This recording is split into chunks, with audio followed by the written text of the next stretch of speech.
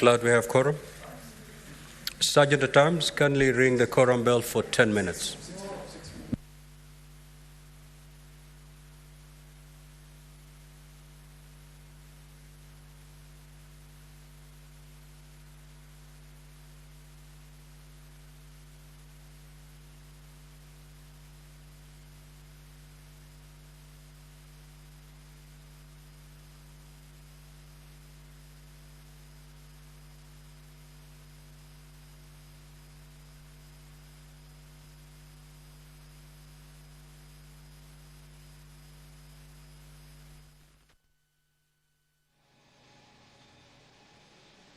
The prayer has been said and the chair has been taken. However, the House has not quorated for the business of the House to commence. We need at least 15 members in the chambers for the House to be deemed to have quorated for the commencement of the business. If that quorum is not achieved, then that will call for that particular quorum bell that is currently on for the members to be able to make their way to the chambers to enable the House attain that required quorum in order for the business that is lined up for consideration this afternoon to be able to commence. That is Senator Mundigi, Embu Senator, already in the chamber. More senators have already also taken their seats in the chambers, but the quorum has not been reached yet, so we will be waiting for those members to make their way. Once the quorum is achieved, then I will, without any further delay, hand it over to the business of this afternoon. Back to what the members will be transacting once the quorum is achieved and the business of the House commences. There are two bills this afternoon that are at their second reading stage. Bills whose debate was concluded. And this afternoon, a resumption for the business on these bills will be following an interruption on Tuesday, 29th of October, the year 2024, and also Tuesday, 12th November, the year 2024. One of the bills is the County Public Finance Laws Amendment Bill, a bill that is originating from the Senate, Bill number 39 of 2023. This is a bill that is sponsored by the Honorable Senator for Meru County, Honorable Katuri Murungi. And this is a bill which seeks to establish a county assembly service fund in order to have monies for the running of county assemblies being separated from the county treasury. Establishment of a county assembly service fund in order to have monies for the running of county assemblies being separated from the county treasury.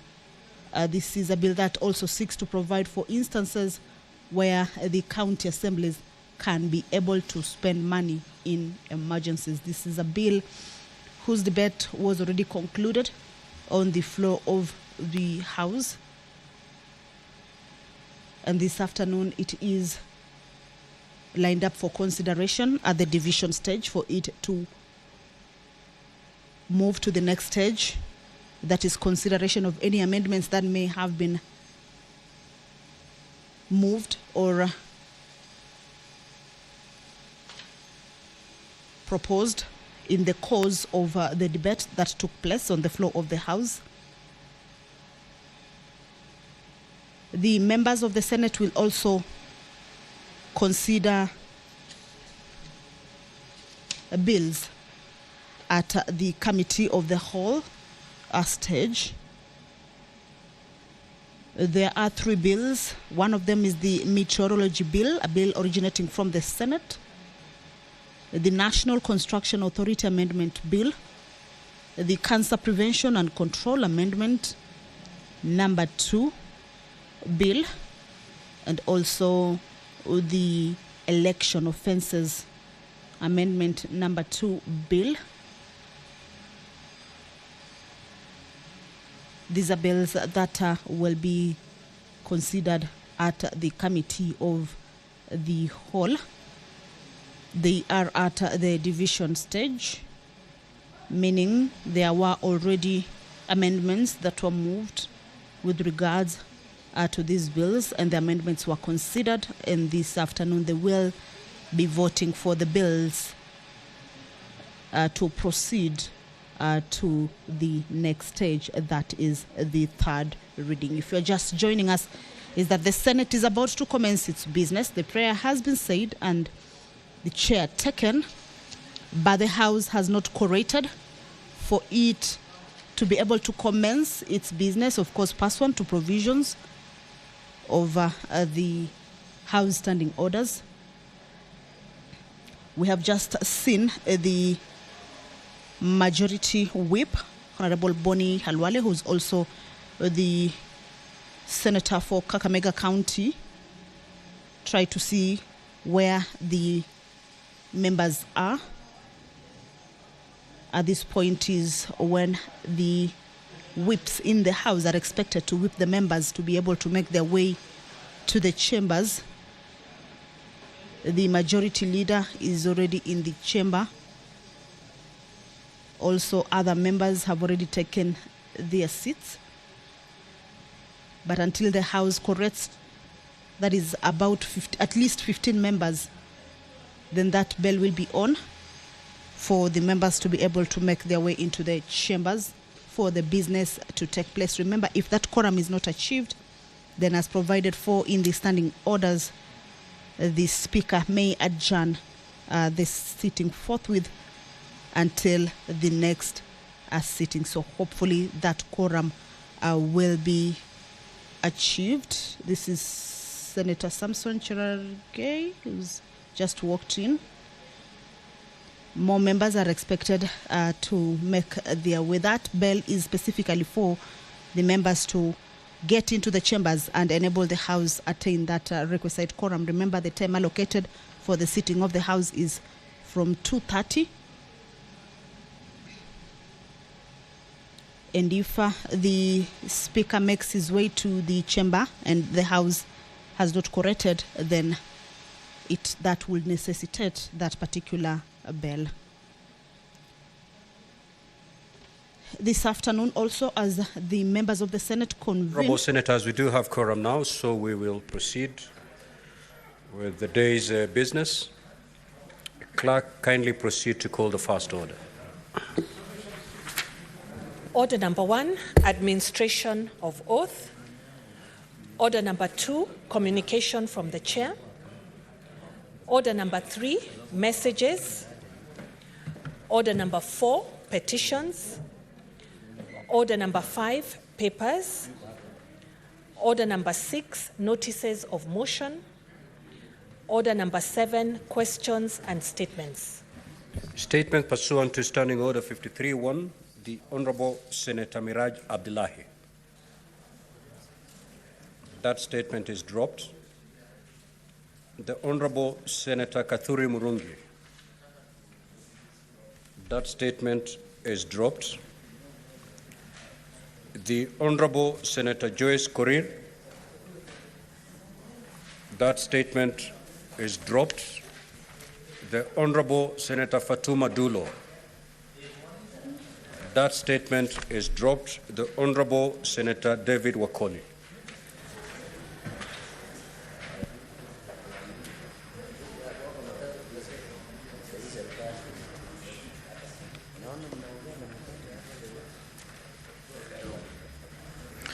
Thank you, Mr. Speaker, sir. On the status of remittances to the pension scheme for Bungoma County Government employees. Honourable Speaker, I request to be protected Order, from Honourable noise Senators. makers, Honourable Speaker. The Senator for Bungoma be heard in silence, please. On the status of remittances to the pension scheme for Bungoma County Government employees. Mr. Speaker, sir, I rise pursuant to Standing Order 53.1 to seek a statement from the Standing Committee on Labour and Social Welfare regarding the status of remittances to the Bungoma County Government Employees Pension Scheme from 2022 to date. In the statement, the committee should, 1, state the providers of pension scheme services to employees of Bungoma County Government.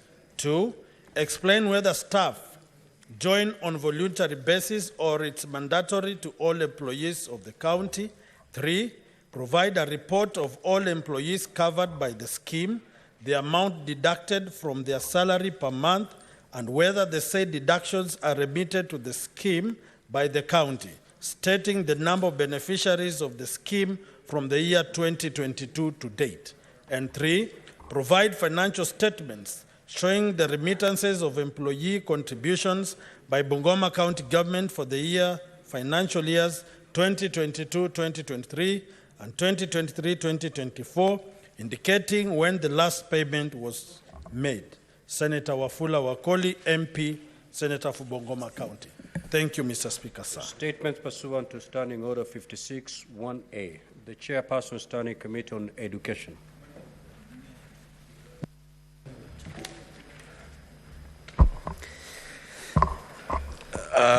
Statement relating to the activities of the Standing Committee on Education, pursuant to Standing Order 56.1a.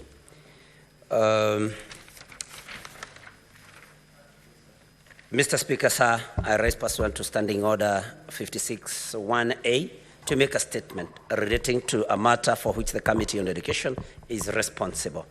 Mr. Speaker, sir, during the motion on the current state of the nation, the Senate directed the Standing Committee on Education to liaise with the Minister of Education and other stakeholders with a view to resolving the concerns raised regarding junior secondary school JSS education, the new funding model for university education, and the acceptability of competence-based curriculum, CBC.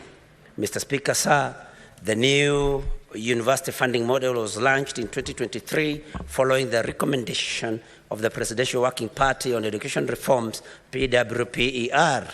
It seeks to address challenges encountered by public universities and technical and vocational education institutions due to massive enrollment and inadequate funding. Mr. Speaker, the model is applied to students who qualified for placement through Kenya Universities and Colleges Central Placement Service, KUCCPS, in universities and TVET institutions. It provides for variable scholarship and loan funding based on a means testing tool and prioritizes a student's financial need and separates placement from funding. The Committee on Education is currently inquiring into the implementation of this model and has consequently held a meeting with the key actors in its implementation. These actors include A, Universities Fund, UF, that grants scholarships to students. B, Higher Education Loans Board, HELB, that extends loans to students. And C, Kenya Universities and Colleges Central Placement Services, CUSP, that oversees the placement of students into higher learning institutions. During the meeting with the aforementioned stakeholders, the committee made preliminary observations on different challenges facing the implementation of the model and requested the Minister of Education to expeditiously address them. These challenges included A, disparities to resource allocation from the use of means testing instrument MTI used to determine students' level of need. The committee observed that the approach used risked underestimating the true financial needs of students who face compounded challenges, thereby potentially excluding them from necessary financial support. Discrepancy B, discrepancy in funding. The university students are supposed to obtain an average of 60% government scholarship and a government loan at an average of 33%, with the household contribution being 7%. On the other hand, Mr. Speaker, the funding for TVET education is through government scholarship of 50% and a loan of 30%, while household contribution accounts for 20%. This policy on enhancing technical and vocational training to equip the youth with relevant skills for the 21st century. C, financial ambiguities and debt crisis in universities. Whereas the funding streams for universities include student financing, research funding, capital infrastructure grants, and free for service activities like consultancy, there are concerns that universities may face ambiguous financial allocations, potentially leading to reduced funding and data protection. The committee raised concerns about the legality of obtaining information on applicants from various government agencies. During the engagements, it became evident that data sharing agreements had not yet been executed. Moreover, applicants had not provided explicit consent for their data to be collected and processed, even through the means testing instrument to determine a student's level of financial need was already in operation. Mr. Speaker, sir, the committee has also held engagements with non-state actors in order to acquaint itself with the challenges facing the new university funding model and the implementation of the competency-based curriculum CBC. With the foregoing, the committee is scheduled to hold a retreat during the long recess, bringing together both sides, both state and non-state actors, to comprehensively deliberate on the issues related to the implementation of junior secondary school JSS education, the new university funding model, and the acceptability of competency-based curriculum CBC. The committee will prepare its report, which will be tabled in the House for consideration. Mr. Speaker, I thank you. Statement pursuant to Standing Order 57-1, the Senate Majority Leader.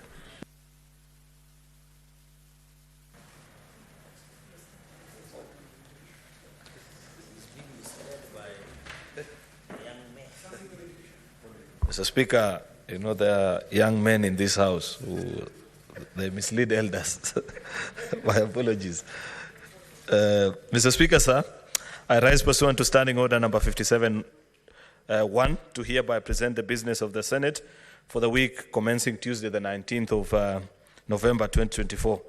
Mr. Speaker, sir, the status of legislative business before the Senate is as follows. We have 58 bills that are pending conclusion, of which 40 are at the second reading stage, while 18 are at the committee of the whole stage. 29 motions are pending conclusions. 26 petitions are pending conclusion before the various standing committees.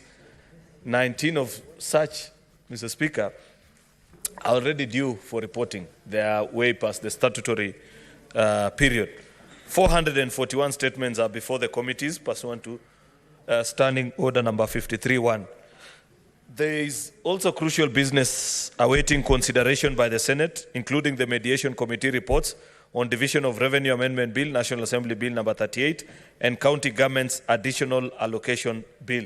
Mr. Speaker, I don't see the chairperson of Budget and Finance, but this is such an important mediation exercise, such that any minute Senator Roba walks into the House, Mr. Speaker, the circumstances would warrant him actually giving an update to the House on the status of the mediation.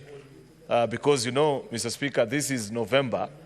I don't think, and I have good memory of this, I say it on good authority, we've held out this long previously in all the past 10 years plus and gotten to November without a determination of what is the actual shareable revenue to our counties is. The longest I can remember is about September, Mr. Speaker. Therefore, I hope Senator Roba and the team that are in Budget and Finance can find time even in the course of today, should they, either him or the Vice Chair or any member of the Mediation Committee, to bring the House up to speed on what is the status of the mediation exercise so that we make an informed decision. As senators retire for the weekend, many of them will be confronted by citizens on, because you know the favorite excuse governors give these days, Mr. Speaker, that I would have done this, but Senator has not brought the necessary tools for working. So I'd plead with your kind indulgence, Mr. Speaker, later after I'm done, if there's a member of the committee, to kindly bring the House up to speed. Honorable Senators will also note that Part 5 of the calendar of the third session will conclude on Thursday, the 5th of December. This implies the Senate has approximately 11 sittings from today to conclude on the business that is before us. At appropriate time, Mr. Speaker, I'll make a proposal to SPC on the business to prioritize before the conclusion of the sittings of the third session. It will be unfair, Mr. Speaker, if we go on recess without concluding on certain key legislation that this House has transacted and moved extremely well, Mr. Speaker, that we are almost either at the committee of the whole stage or concluding on debate of those particular bills, Mr. Speaker. I'd rather that we conclude on them so that they are with our sister House, even as we go on recess and begin our recess program, knowing well that we have done what your duty bound to do. Mr. Speaker, in the meantime, I want to implore the movers of business listed in the order paper to prioritize presence in the chamber so that they can prosecute their business. Many times, Mr. Speaker, people propose business, be it statements, petitions, motions, Mr. Speaker, but at the time of calling on them to transact that business before the House, they are hardly available, and that is not a practice that we want to encourage, Mr. Speaker. And I like the fact, Mr. Speaker, I like how you said statement dropped. That is how it should be. Maybe the only thing we may need to add, Mr. Speaker, is drop for how long? Is it 3 months, 6 months? So that people can learn to be in the House when they propose business. On Tuesday, the 19th of November 2024, SBC will meet to consider the business for that week. And the tentative business for that day will include any business that will not have concluded today at the rise of the House. The tentative business for meeting for the morning sitting on Wednesday 20th will include businesses that will not have been responded to. Questions number 53, 71, 82, 94, 98, 118, 119, 125. These are statements to the CS for lands, public works, housing and urban development by the various senators. That minister will be appearing this coming week. Mr. Speaker, question number 125 to the Cabinet Secretary for Youth Affairs, Creative Economy by Senator Richard Onyonka. That statement will be appearing. Mr. Speaker, you know, members yesterday expressed great dissatisfaction by the failure by members of the Cabinet from appearing to this House despite business being listed. You know, Mr. Speaker, I had not thought about this, so members of Secretariat should not consider that I'm being unfair to them. But I saw the letter after we had SBC, Mr. Speaker. You remember there are members of Cabinet that we informed that if, for one reason or the other, you are unable to appear before the House, the statutory timeline expected by law is at least 7 days before the date of appearance, Mr. Speaker. You cannot ambush the Speaker with a letter, minutes to appearance, or a day to, Mr. Speaker. But unfortunately, the letter that I saw was very kind. Even the minister reading it, they'll simply smile. We were very specific that the letter that should go to the Cabinet Secretaries that did not appear to this House should cite both the provisions of the law and the sanctions that can fall on them for failure to appear before this House, Mr. Speaker. Because it cannot be that members take their time to appear and look forward to interacting with members of Cabinet who, up to a few minutes before their appearance, ambush the Speaker with letters for one reason or the other. Unless somebody is indisposed, like the CS for Health was this week. That one you can understand. Everybody is a human being. You can fall sick. But the rest, Mr. Speaker, I don't think that is agreeable. And therefore, I'd be proposing to the SBC that perhaps if members of Secretariat will do with your help and that of the other leaders, we are more than glad to draft that letter together so that Cabinet can appreciate the importance of this session. There are various bills, Mr. Speaker, that are at the Committee of the Whole, which include the Street Vendors, Local Content Bill, Early Childhood, Land Amendment Bill, Cooperatives, Mr. Speaker, which I hope we can conclude on. There are various motions as well that are before our committees, which I do hope that we can conclude on. Lastly, Mr. Speaker, on Thursday, the 21st of November 2024, His Excellency, the President, Dr. William Samoei Ruto, will be making the State of the Nation address to both Houses of Parliament in accordance with Article 132(1)(b) of the Constitution. I'm sure, Mr. Speaker, you shall be communicating as usual to guide us on the necessary procedures and arrangements made for our attendance in the National Assembly chamber of this annual exercise, and looking forward to hear on what is the state of the nation and the concerns that citizens have, and also a report card to Parliament as a tool of accountability, Mr. Speaker, to share what his administration has achieved so far. I hereby thank you and lay this statement on the table of the Senate. I thank you, Mr. Speaker. Next order.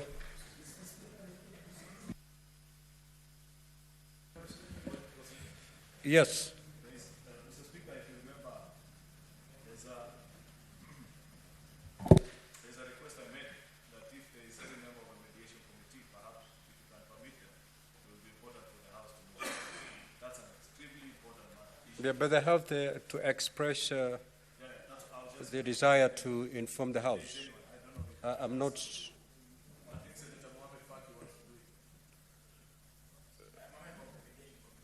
Do you have any information that will aid the House? Very good information. Okay, proceed, Senator. Thank you, Mr. Speaker. Sir, we had our first meeting of the Mediation Committee on Thursday last week. And we had a morning session which was very acrimonious because the members of the National Assembly were of the opinion that we could not discuss DORA before the RMLF cases that have been filed in court are withdrawn. So we argued here for about 2 hours, and we adjourned for lunch. When we came back, we were able to agree on a raft of issues that could be considered pending resolution of the mediation. Mr. Speaker, sir, the meeting that was then adjourned to Tuesday at 10 a.m. And again, we met on Tuesday. However, the members of the National Assembly were still of the firm opinion that we cannot discuss anything until the RMLF issue is resolved. On our part, led by our chair, Senator Roba, we informed the members that National Assembly that the case that has been filed is not in our hands. Neither do we have any leverage or control over the Council of Governors. So issues arose as to whether we can amend DORA or we can amend the Appropriation Act. And also the fact that His Excellency the President had sent a memorandum to both houses of Parliament on the issue of CARA, because in the memorandum sent to the House, the President is speaking of 380 billion going to the counties, and already we had passed DORA with $400.1 billion shillings for DORA, and our legal Council advised the committee that DORA is the beginning of all the financial instruments that are made every year. So if any legislation is against DORA, it means that legislation is null and void. So far we are at a stalemate because the members were of the opinion that if we are not going to resolve RMLF, they are not going to, even if we agree at the mediation committee, they are not going to implement that or accede to that agreement in their house. So the meeting adjourned without any specific date for the next meeting so that members could consult. The National Assembly could consult and the Senate also could consult so that we can get a way forward over this legislation. The way things are, Mr. Speaker, sir, most of the counties are suffering. Most of the counties are suffering, and many have been unable to pay salaries, while others have resorted to short-term loans from their bankers, and this will also add to the cost of doing business in those counties. So the earlier, Mr. Speaker, sir, we are able to resolve this stalemate, and I will implore you to maybe speak to your counterpart so that maybe the positions that have been taken by the other house could be able to soften. We are ready to sit down on the issue of quantum, or whether we could reduce the 400.1 billion to a figure that is acceptable to the National Assembly, but they said no, we cannot discuss the issue of quantum before we resolve the road maintenance levy case that is in the courts. Thank you, Mr. Speaker, sir. Thank you. Yes, Senator Fernandi. Mr. Speaker, I raise understanding order number 1 that there are 2 issues, the issue of mediation and the issue of university funding model. If you can give us maybe 15 minutes to ventilate No, on it. we are not going to discuss the progressive report that we've just been given by Senator Faki. Then we can do the university model by the chair. Absolutely. Yeah. Okay, thank you, Mr. Speaker. Let me be the first to have the bite on the cherry. One is I want to support the statement by Senator Wakoli on the issue of Bungoma employees, Mr. Speaker. Mr. Speaker, most of the audit reports that come to the Senate, almost all counties are beyond 35%, Mr. Speaker, in their fiscal responsibility. In fact, you have been a governor. You will notice that most counties, they are going beyond 35% in terms of employees' compensation, Mr. Speaker. This crisis is also in Nandi. Mr. Speaker, even yesterday with the Nandi County Assembly table a report on ad hoc, one of the issues, Mr. Speaker, and the crisis that we are facing is on the issue of employees, where even the current sitting governor has employed his close relatives, among other individuals, Mr. Speaker, coupling a lot of money, Mr. Speaker, which continues to be very unfortunate, Mr. Speaker. And this report has been underscored by the Public Service Commission, which did an audit, HR audit on human resource in Nandi County, Mr. Speaker. So it is very unfortunate that most counties are struggling with this, especially in non-payment, Mr. Speaker, of statutory deductions, where counties are not giving maybe pension, Mr. Speaker, for their employees, Mr. Speaker. And therefore, this issue we have in Nandi, Mr. Speaker, and I hope with time we can be able to address, Mr. Speaker, because even in Bungoma and Nandi, we have similar issues going into the future, Mr. Speaker. Mr. Speaker, on the issue of university funding model, I want to thank the President by, after you and cry, he decided to form a committee or a commission to look into it, the Presidential Working Party on Education, Mr. Speaker. But in my own opinion, Mr. Speaker, there are many challenges. I think some of us who use Higher Education's Loan Board, there are many tools that you can use to fund the education. Mr. Speaker, my proposal is that, and I want to thank the Chair of Education, Senator Joe Newtu, that we need to have only Band 1 and Band 2, where Band 1 will be the people who are vulnerable, and there are many yardsticks. You can use nyumba wazee wa mitaa, you can use the priest or the sheikh. Mr. Speaker, you can use many yardsticks to give them on Band 1. And Band 2, Mr. Speaker, should be parents who are able, but they cannot be able to finance the education, Mr. Speaker. And even, Mr. Speaker, we need to widen. Remember, you being the senior lawyer in this country, the students who go to Kenya School of Law are not able to access the loans from Higher Education's Loan Board. And I know Senior Counsel Senator Okongo Mugeni is aware of this. Even, Mr. Speaker, the teachers who undergo teachers training program cannot access the funding through, Mr. Speaker. So this university funding model will ensure that the university education is well covered, Mr. Speaker, will ensure that Kenya, the one and tertiary colleges, Mr. Speaker, so that it becomes easy in this funding model, Mr. Speaker. I think we need to agree as a country that let us sit and resolve the issue of university funding model with being student-centered. 1 minute to go, Senator, 1 minute to go. Thank you, Mr. Speaker. To ensure that it is student-centered funding, Mr. Speaker, going into the future. So I want to ask the Senate committee, although, Mr. Speaker, we receive a bashing from National Assembly that we should not be discussing such matters. But I thought everything concerns counties, Mr. Speaker, because these students you are talking about come from counties. So, Mr. Speaker, I think the National Assembly should get busy ama waende wasikie vibaya na huko kwao. Asante sana, Mr. Speaker.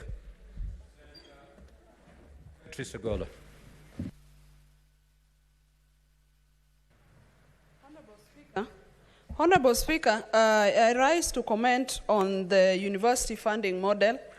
It is also fortunate that the Education Committee just took us to a very engaging sensitization with the SDG caucus, and the focus, Honorable Speaker, was purely on what we are discussing now. We are very convinced that the Education Committee will be able to tackle some of the challenges, but Honorable Speaker, the university funding model has real challenges out there. I remember I was sharing with the Education Committee, and all of us agreed that there are challenges that we must face as a country. Honorable Speaker, even as we sit here, in the universities, Honorable Speaker, was with some university students yesterday, and a number of our university students are not at their residential places at the university. The hostels are free, are vacant. Honorable Speaker, because not that the university students are not able to use them, but our students are not able to afford the payment of the hostels, the payment of their food, and at the same time, Honorable Speaker, pay for the fee as is structured in the funding model. But Honorable Speaker, what is the main objective of us taking children to school? And Honorable Speaker, it is also worth noticing that not all bright students that get to the university come from able families. Honorable Speaker, a number of our people will not be able to afford university education with the new university funding model. And so it must be attended to. And secondly, Honorable Speaker, I must also mention the challenges that we are having with the junior secondary education, Honorable Speaker. Right now, there is a rush to put up classrooms where grade 9 is going to go to, Honorable Speaker. But it is done in a rush. As a country, are we saying we are not able to plan for our children? That as they grow from one level to the next, as a country, we are not able to plan for them so that we do things in a rush. Honorable Speaker, we'll also repeat the same issue I've always repeated here, that GSS is not being handled properly, Honorable Speaker. There are no adequate teachers to handle the 9 teaching subjects in our schools. A majority of the schools are having a maximum of 4 subjects being covered against 9 subjects.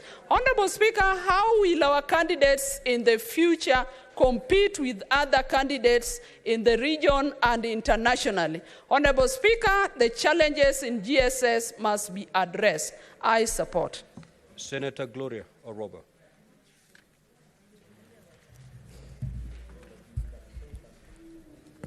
Thank you, Mr. Speaker. Senator, you have 3 minutes. I'd like to add my voice on the university funding model, Mr. Speaker, particularly on the issue of determining the level of need, Mr. Speaker. This has caused a lot of conflict because there has been an approach that most households are considering it not fair. So, Mr. Speaker, I urge that we clean up this process. On the issue of the TVET, Mr. Speaker, if you look at how the discrepancy has been put on the funding model, the TVET is undermined, Mr. Speaker, and yet we have been pushing for the TVET institutions in terms of ensuring that our youth are being plugged into entrepreneurial skills and things like that, which are mostly on the TVET, Mr. Speaker. However, when you look at how the funding model is put together, it is actually discriminating against those students who are going to the TVET, Mr. Speaker. And we put in place the Kenya National Qualification, the one that recognizes prior learning, Mr. Speaker. It's actually pushing on the TVET industry, yet when you look at the funding model, they are cutting out the TVET students, Mr. Speaker.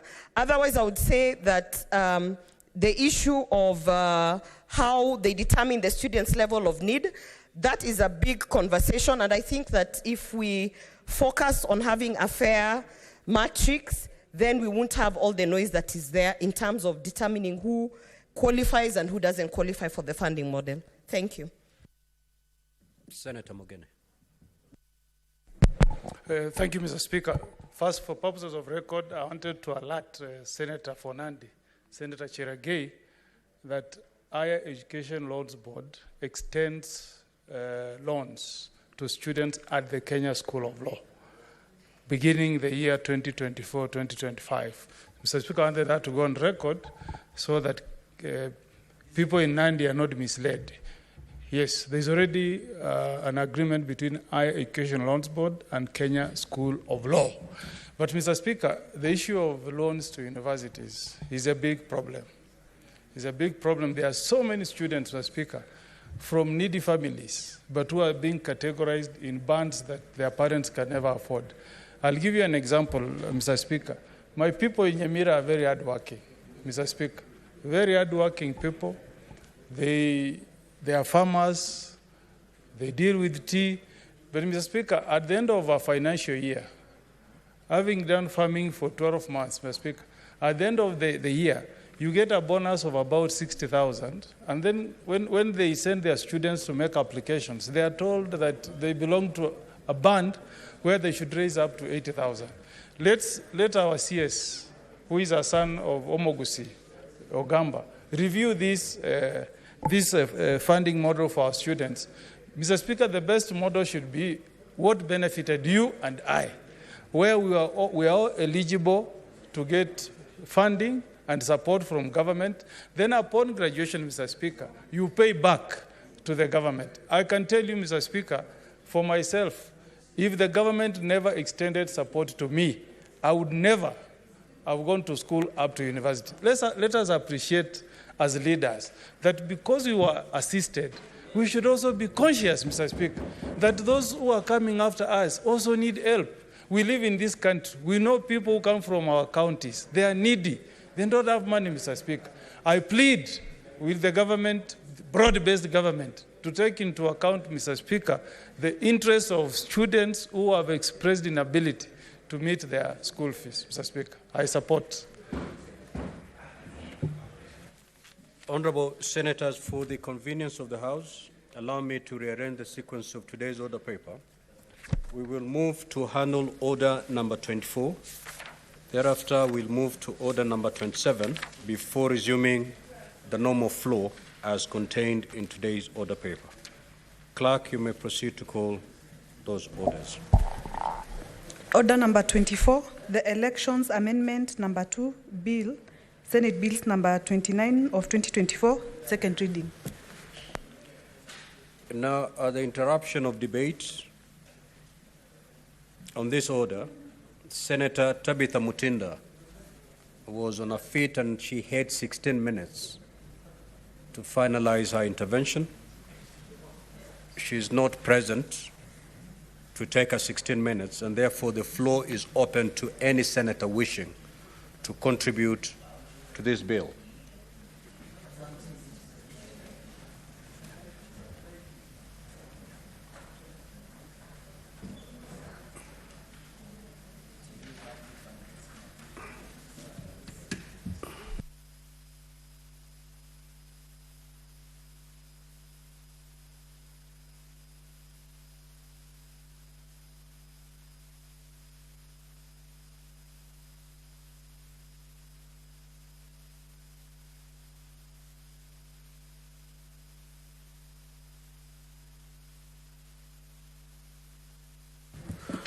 Now, honourable senators, I'm not seeing any senator expressing their desire to contribute on this bill, and therefore I'll call upon the mover to reply. Mr. Speaker, I want to appreciate colleague senators who've taken time to speak to the election amendment, Senate Bill number 2 of 2024, one of the three NADCO bills, Mr. Speaker. I want to thank Senator Okongo Mogeni, who seconded the bill, and more than actually 15 senators who took time to speak to this bill and share their concerns, Mr. Speaker, on our election management. Most important thing that I wish to say about this bill, Mr. Speaker, is the fact that you are aware, Mr. Speaker, that in the last 3 election cycles, we've had amendments to the election management practices manual, just a few months to election. And that has caused us many problems because the election managers eventually claimed that there wasn't sufficient time for them to prepare well for this process.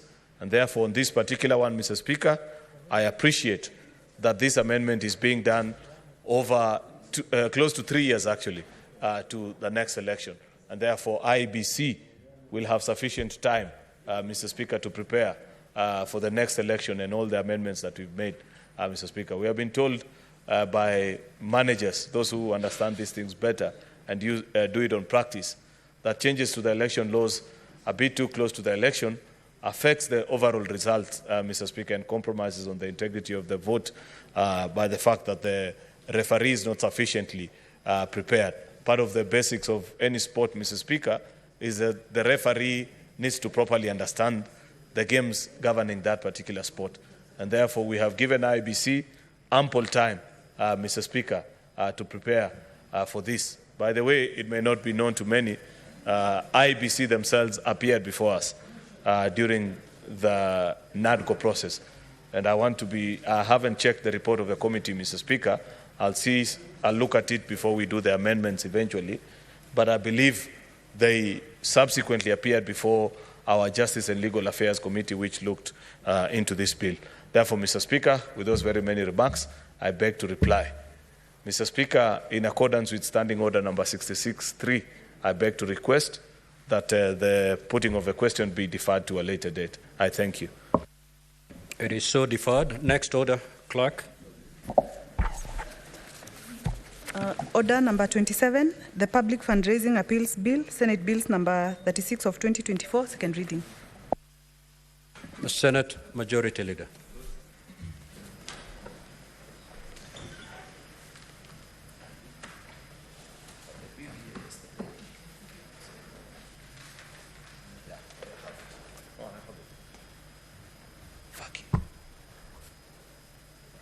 Thank you, Mr. Speaker.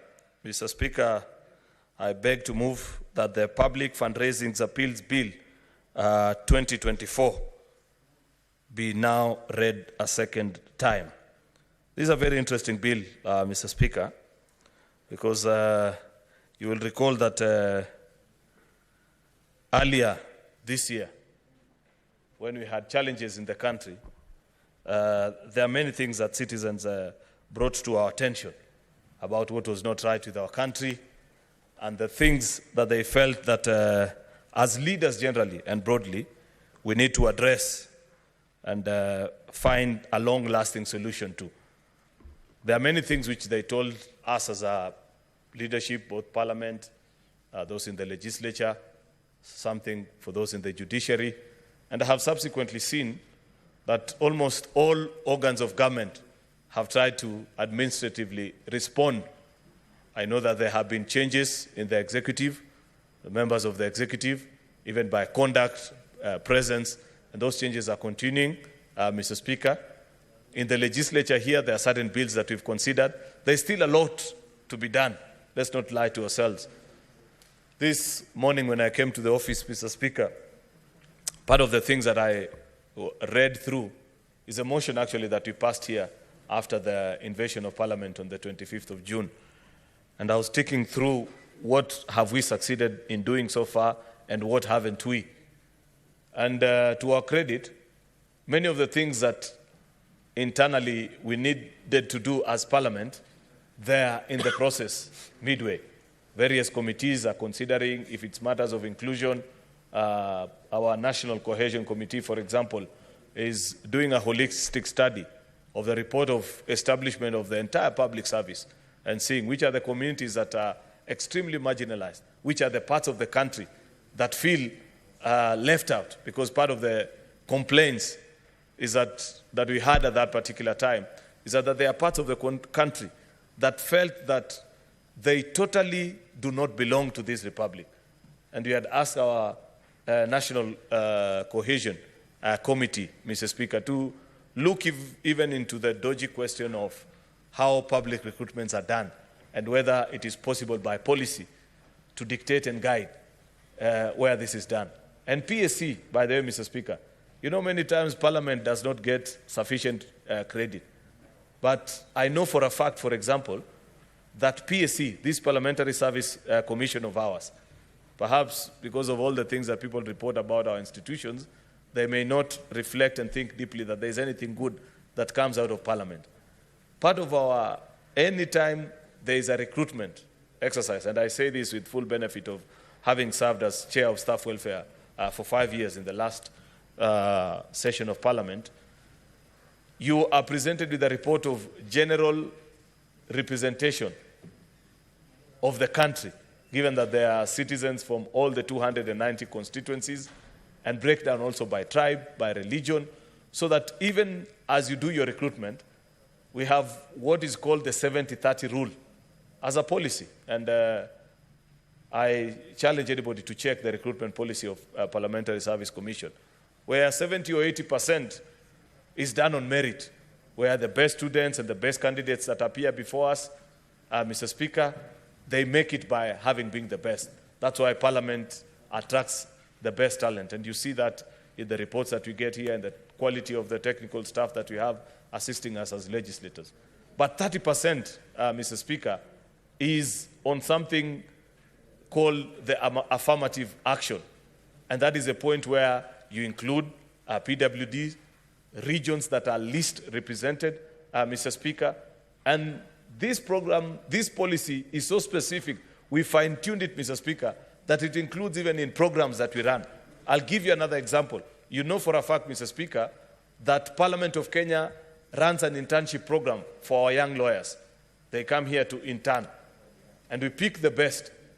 That program is so specific because we cannot get 47 students at a go. I think we normally pick 14 or 15, I'm not sure, a number like that. Once a particular county has presented a candidate for that program, they have to sit out until the rest of the country has had an opportunity. And I was just citing examples of part of the work that is being undertaken by, say, our Committee on National Cohesion on the topic of inclusion. There are many other things that we have been asked. There are many things that Kenyans still expect us to do better. I don't see Senator Robert today here, but you know that part of our recommendations was an audit of the public debt done internally by us as Parliament with recommendations made on how this can be better managed so that you don't, Mr. Speaker, have haphazard figures being thrown here and there. What is it that we paid last year? We know that part of the reason why we are having economic challenges in the country, Mr. Speaker, is because at 70% debt to revenue exposure, Mr. Speaker, most of the revenue that we are presently collecting, this revenue that many people are complaining about, Mr. Speaker, is actually funds that we have already consumed, 70%. Therefore, for every 100 shillings that KRA collects, 70% is being used to service debt. And we had asked our finance committee, Mr. Speaker, to look into that and perhaps guide the country, for the country to appreciate what needs to be done in that particular space. So that is work that is pending, that Budget and Finance needs to review. We have even the issue of the wage bill, Mr. Speaker, and the cost of running government that stands at an astronomical, I think, 1.6 trillion per year, Mr. Speaker, paying salaries and operation and maintenance. And we had said that there must be deliberate efforts by the executive, Mr. Speaker, to bring down the cost of running government. And that, you know, the beauty with a budget, Mr. Speaker, it is so open and plain. There's nothing to hide about it. It is either it is being done or not being done.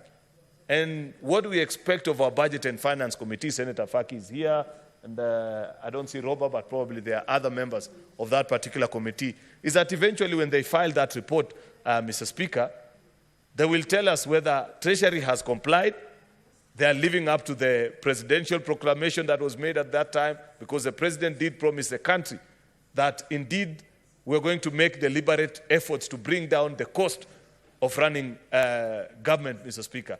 We need to see, as a legislature and the oversight arm of government, that there is that policy. Are there parastatals, for example, that are being merged?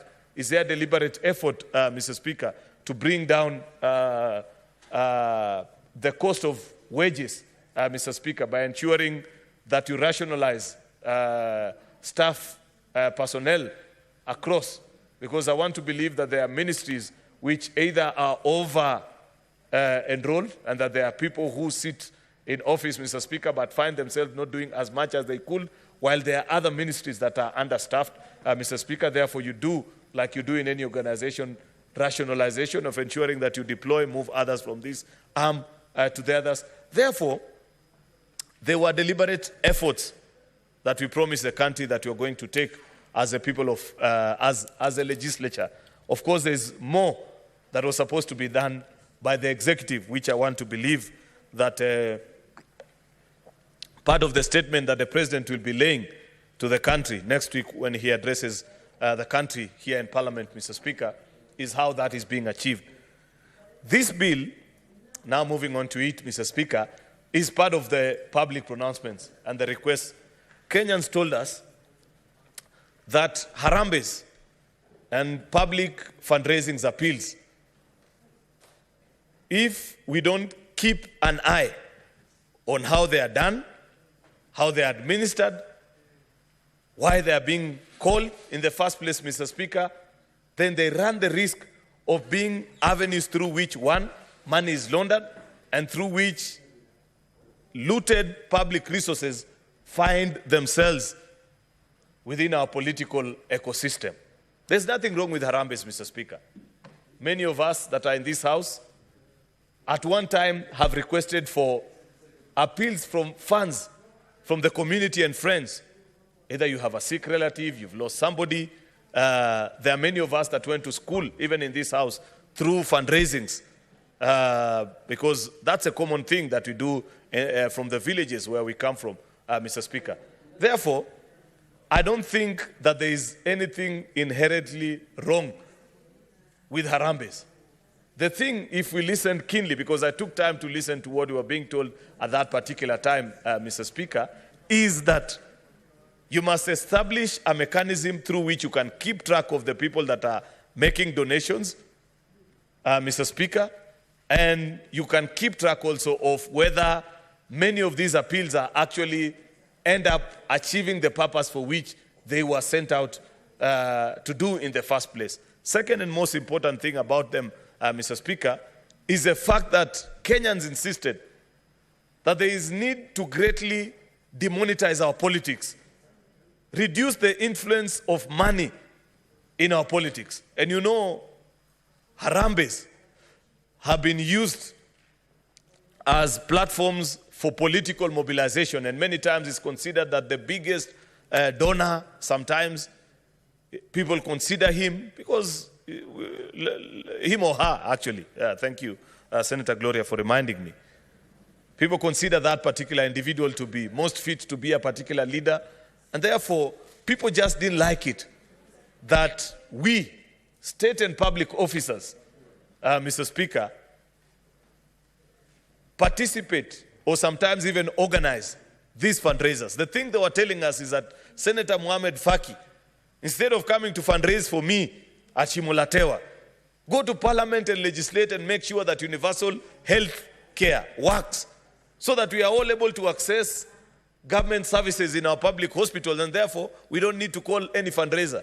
And we felt, okay, it's a fair request. I don't know whether it is easy to achieve it the way people tell us, but if by our very presence in these Harambes, citizens felt that we needed to provide, first of all, justification, because they were curiously asking, how comes the biggest donors in these fundraisers are mostly you, the political class, either political aspirants or you that are in office, and state officers, you know, CEOs and members of boards and parastatals? Could there be a link between these funds and the many reported funds that get lost through the reports of the Auditor General? Senator Omtata here talked to us yesterday about circumstantial evidence that if you are in charge of goats and sheep, and later on people come back and ask you, how comes when we left there were 100 but now there are 90? And they ask you and you say, I don't know. I'm not sure where the 10 other goats may have gone. But then they can hear that there is a smell of goat meat coming out of your mouth, Mr. Speaker. What is the likely thing that they are likely to conclude? Or what decision are they about to make with regards to that? So there was a big conversation about how do we regulate and provide an environment where harambes are not banned, but there is a good measure of control. And we went out and sought public opinion. And I've been told, somebody spoke to me from the Secretariat today, that curiously, you may want to take time to read through which the memorandum that Kenyans sent, that it may actually not reflect what was being said at that particular time. Because you'll remember what people were saying is that we don't want you in these public fundraisers. But now that there is a proposed law before Parliament, first of all, many of the people that were sharing about clips about I don't want this politician carrying money, including the church and the following, this time when they sent their memorandum, they said something slightly different. Therefore, Mr. Speaker, that's a question that we will need to answer another time. But we have a bill that is before us where we are being told what is the process through which you can regulate, including even the ones that are done at the village level. And we have provided in the bill, as I begin to go close by close, Mr. Speaker, that reports will even be filed with our county assemblies so that you're able to tell village by village in Garissa County, Senator Abdul, how many public fundraising appeals were issued in Garissa County in a particular financial year, and whether they achieved the purpose for which it was intended. Therefore, Mr. Speaker, this is a good start. The bill has 40 clauses, Mr. Speaker. And like I have mentioned, the principal object is to provide and establish a regulatory mechanisms at both the national and county levels which oversee the conduct of fundraising appeals, to provide for licensing and regulation of fundraisers, the promotion of transparency and accountability in the conduct of fundraising appeals, and also regulated of the conduct by state and public officer in the participation of public fundraising appeal, Mr. Speaker, and in the administration of this legislation. This bill has just begun its life in Parliament. Senate is the first place where it's being considered. Kenyans have sent their views. I want to believe, Mr. Speaker, that now that this bill has actually been formally moved, there will even bound to be more debate about it. In fact, at the church that I attended last Sunday, a church where Senator Wambua is a well-respected elder at Ziwani in AIC, the bishop, who I suspect comes from, is the employer actually of Senator Wambua, a very good gentleman who preached quite an interesting sermon. At the conclusion of his sermon, reminded me and said, Senator Cheriot, this bishop was actually speaking on the excuses people give for not giving. Say, oh, I'm not sure how these funds are used by the administrators of a church and the following. Then eventually, in concluding his sermon, he turned to me and said, Senator, by the way, I'm aware there's a bill before the Senate on the conduct of fundraising. I hope it will not be another reason for people not to give in churches. I want to confirm to him, like I did on that Sunday, and to the country as I move this bill, that this is not an attempt to actually stop people from contributing in public fundraisers. There will be an opportunity for the region to contribute, but more importantly, there will actually be an opportunity for non-state and public officers to continue.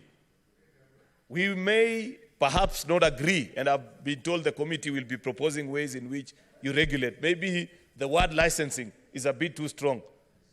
Maybe notification will be important so that you file a particular report on how this exercise is done. and conducted. You know, this bill, Mr. Speaker, is actually replacing Chapter 106 of the Public Collections Act, Laws of Kenya, whose institutional architecture does not align with the devolved structures of the Kenyan Constitution and is not sufficiently robust to address corruption tendencies associated with public fundraising's appeal. Further, the Public Collections Act excludes from its purview charitable and religious purposes, yet this forms a large component of Harambes. The fact that, just being specific to the point that I have pointed out, that nobody is stopping fundraisers. They will be allowed. It is how they are conducted that is a question at hand here. And especially what is being put to more task, Mr. Speaker, is the conduct of state and public officers like you and I. What is a limit through which we participate? And not just us. Anybody aspiring to run for political office, the bill is proposing 3 years to an election, just like the rest of us, that if we pass this bill as presently proposed, will be barred from public collections of fundraisers, Mr. Speaker, or presiding over them. They too cannot be allowed. Therefore, you know, there are members who have seen Senator from Kwale, my good friend Senator Boy, perhaps worried and saying that I am a state officer. If you stop us, my opponents will, and you are not stopping Harambes. It's only us, public and state officers, who you are saying our conduct needs to be checked. That perhaps you're giving undue advantage to our political competitors. Nobody in the political space, Mr. Speaker, so long as you're actively seeking for election, will actually bypass this law and survive its scrutiny.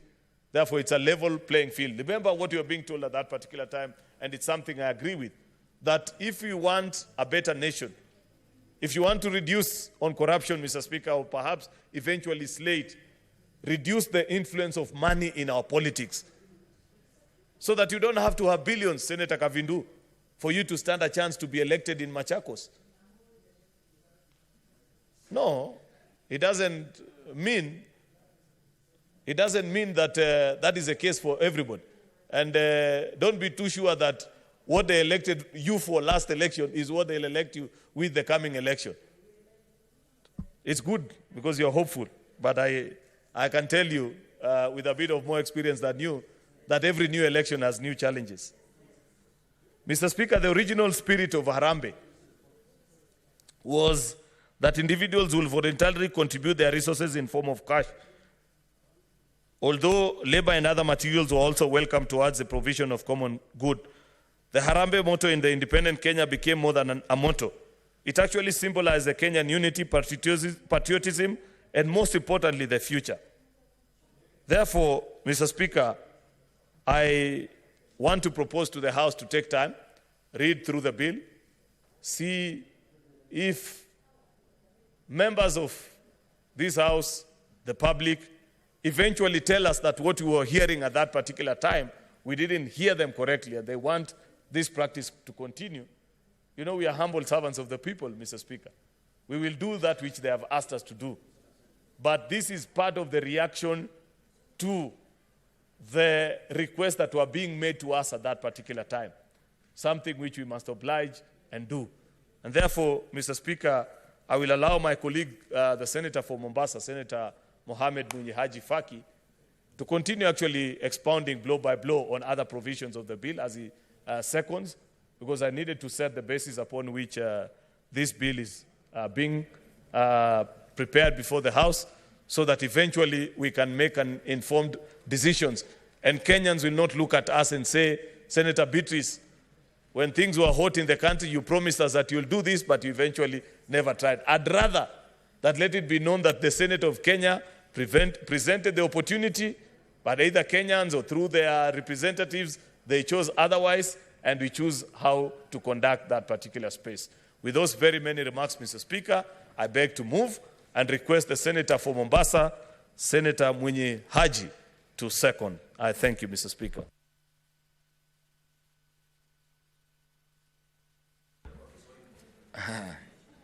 Asante Mheshimiwa Spika kwa kunipa fursa hii kuunga mkono mswada wa marekebisho, mswada wa uchangishaji fedha wa mwaka 2024.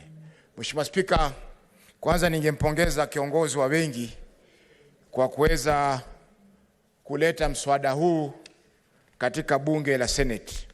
Mheshimiwa Spika, ikumbukwe kwamba hapo nyuma kabla ya mzozo tuliokuwa nao katikati ya mwaka huu, ilikuwa masuala ya harambee katika maeneo mengine ilikuwa ni kama mashindano. Mheshimiwa Spika, wenzetu walikuwa wanakwenda katika harambee zile na magunia ya fedha. Unahesabu, wananchi wanaambiwa hesabu, unahesabu mpaka ile hesabu inapotea. Milioni 20 ambazo zimetolewa katika harambee moja, Mheshimiwa Spika.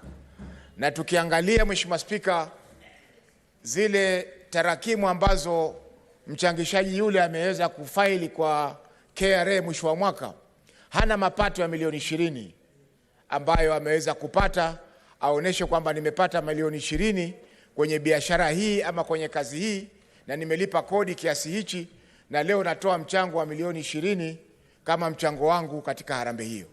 Kwa hiyo Mheshimiwa Spika, harambee zilikuwa zimefika kiwango ambacho wengi walikuwa wanazitumia vibaya. Imekuwa ni mambo ya mashindano, na hatukatai, hata dini yetu ya Kiislamu inasema watu washindane katika mambo ya kheri. Lakini Mheshimiwa Spika, ile ilikuwa imefika kiwango ambacho inakejeli pia wale wananchi ambao wamechangishiwa pesa zile. Kwa hiyo Mheshimiwa Spika, katika muktadha huo ndio tumeona kwamba kiongozi wa wengi aliweza kuja na mswada huu wa sheria kurekebisha na kutilia nguvu masuala ya uchangishaji pesa.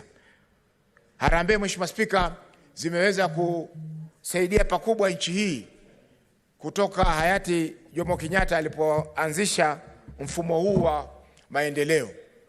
Tumeona shule zimejengwa, tumeona hospitali zimejengwa, tumeona mambo mengi ambayo yamefanyika katika mfumo huu wa harambee. Kwa hiyo Mheshimiwa Spika, mswada huu haunui kuua harambee. Hauwili, sio malengo yako kabisa Mheshimiwa Spika kuua harambee. Lakini malengo ya mswada huu Mheshimiwa Spika ni kuleta usawa na uwazi katika masuala ya harambee, vile vile pia kudhibiti mwenendo wa maafisa wa umma katika masuala ya harambee. Mheshimiwa Spika, tumeona kwamba mara nyingi watumishi wa umma kama sisi, ukiambiwa mgeni wa heshima kwenye harambee fulani, basi utachangisha na uwasilishe nusu. Naona Mheshimiwa Spika kuna mkutano wa NFP kule Northern Frontier Province. Senator Tabitha Mutinda and Senator Haji. Please, let's allow Honorable Faki contributing, and we hear him in silence. Please proceed. Asante Mheshimiwa Spika.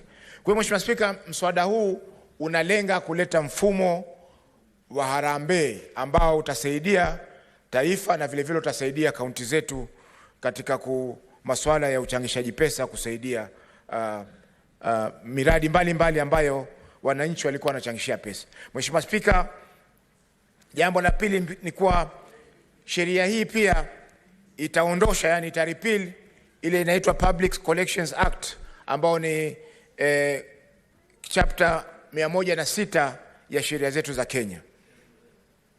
Mheshimiwa Spika, sheria hiyo hailingani na mfumo wa sasa wa ugatuzi katika nchi yetu. Mheshimiwa Spika, tukiangalia vipengele tofauti tunaona kwamba sheria hii inaangalia upande zote mbili za serikali. Kuna zile harambee za kitaifa ambazo lazima ziandikishwe kupitia kwa waziri katika serikali, na vile vile pia kuna harambee za county ambazo utapitia kwa wanachama, yani county executive wa county husika. Kwa hivyo zote hizi zitatakana kuandikishwa katika sehemu zile.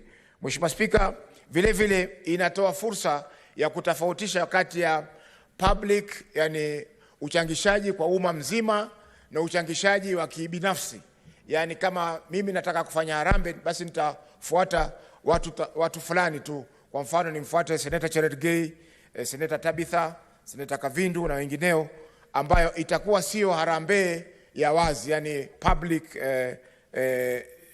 fundraising. Kwa hivyo Mheshimiwa Spika, hizi harambee za kibinafsi si lazima kuandikishwa. Sheria inasema kwamba si lazima, mswada huu unasema kwamba si lazima kuandikishwa, kwa hivyo ina maana kwamba zitakuwa ziko huru. Mheshimiwa Spika, vile vile sheria hii inatunyima sisi nafasi ya kuhusika katika masuala ya harambee. Kwa hivyo wabunge na maafisa wa umma wengine watakuwa hawaruhusiwi kushiriki katika harambee. Na Senator Cheruiyot alipokuwa akiongoza mswada huu alisema kwamba hata wale ambao wana nia za kugombania viti miaka mitatu kabla ya uchaguzi hawatahusika na masuala yote ya harambee katika nchi yetu ya Kenya. Mheshimiwa Spika, vile vile mwenye kufanya harambee ama yule msimamizi wa harambee lazima atafute permit ili aweze kuendesha harambee. Na Mheshimiwa Spika, wengi wanasema kwamba harambee inaleta vikwazo kwa masuala ya permit, inaleta vikwazo kwa masuala ya harambee. Lakini Mheshimiwa Spika, ipo haja, kwa sababu tumeona kwamba wengine waliwahi kuchangisha pesa kwa madhumuni fulani, baadaye hawakuweza kutekeleza yale madhumuni ambayo wameyafanya. Na vile vile pia kuna harambee nyingi ambazo tunaweza kusema ni ghushi katika mambo ambao wataka kufanya, lakini pesa zikishaingia zinatumika kwa mambo ambayo hayakukusudiwa katika harambee hili. Mheshimiwa Spika, kwa hivyo mswada huu unatoa mwongozo kwa masuala ya harambee kwa undani zaidi, na ningeomba maseneta wenzangu waweze kusoma. La msingi ni kwamba hakuna harambee ambayo inapingwa ama inazuiliwa na mswada huu, lakini ule uwezo wa sisi wabunge na maafisa wa umma kuweza kuendesha harambee na kuweza kwenda katika harambee na mamilioni ya pesa ambazo hatujui zimepatikana vipi, Mheshimiwa Spika, hiyo ndio inapingwa katika mswada huu. Mheshimiwa Spika, sheria hii pia inatoa nafasi kwa waziri kutengeneza sheria endelevu, yani delegated regulations, ili ziweze kuhakikisha kwamba sheria hii inatumika kufanya kazi. Mheshimiwa Spika, naunga mkono mswada huu na naomba maseneta wote waunge mkono. Asante.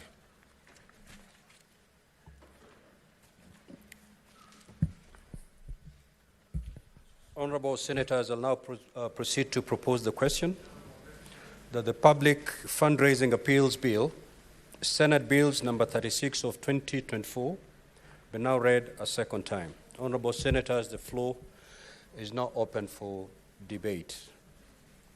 Senator Cherargei Samson.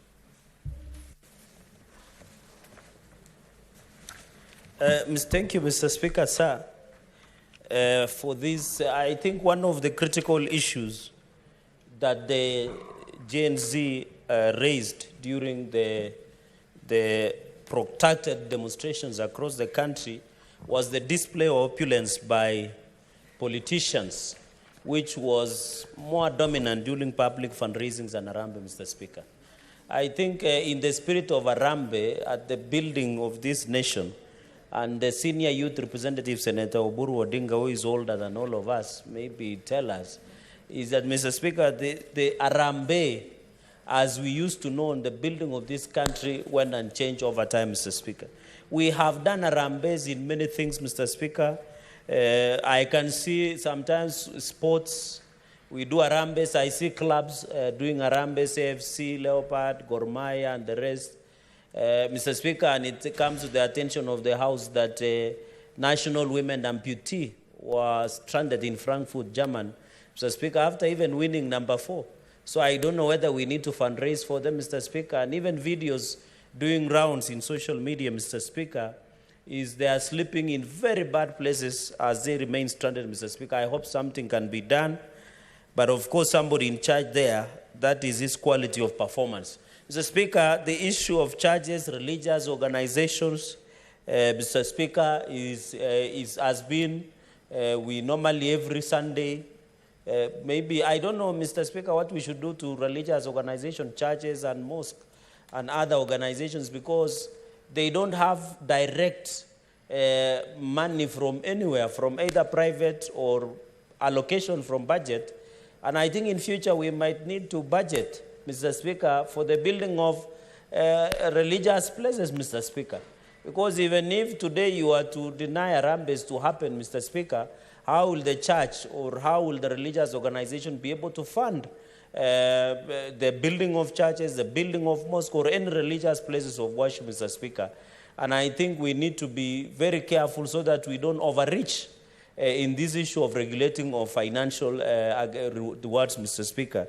Because I think either the county government can budget for building of religious places of worship, or we can allocate from the national budget. In any case, 85% of national budget remains with the national and 15%, Mr. Speaker.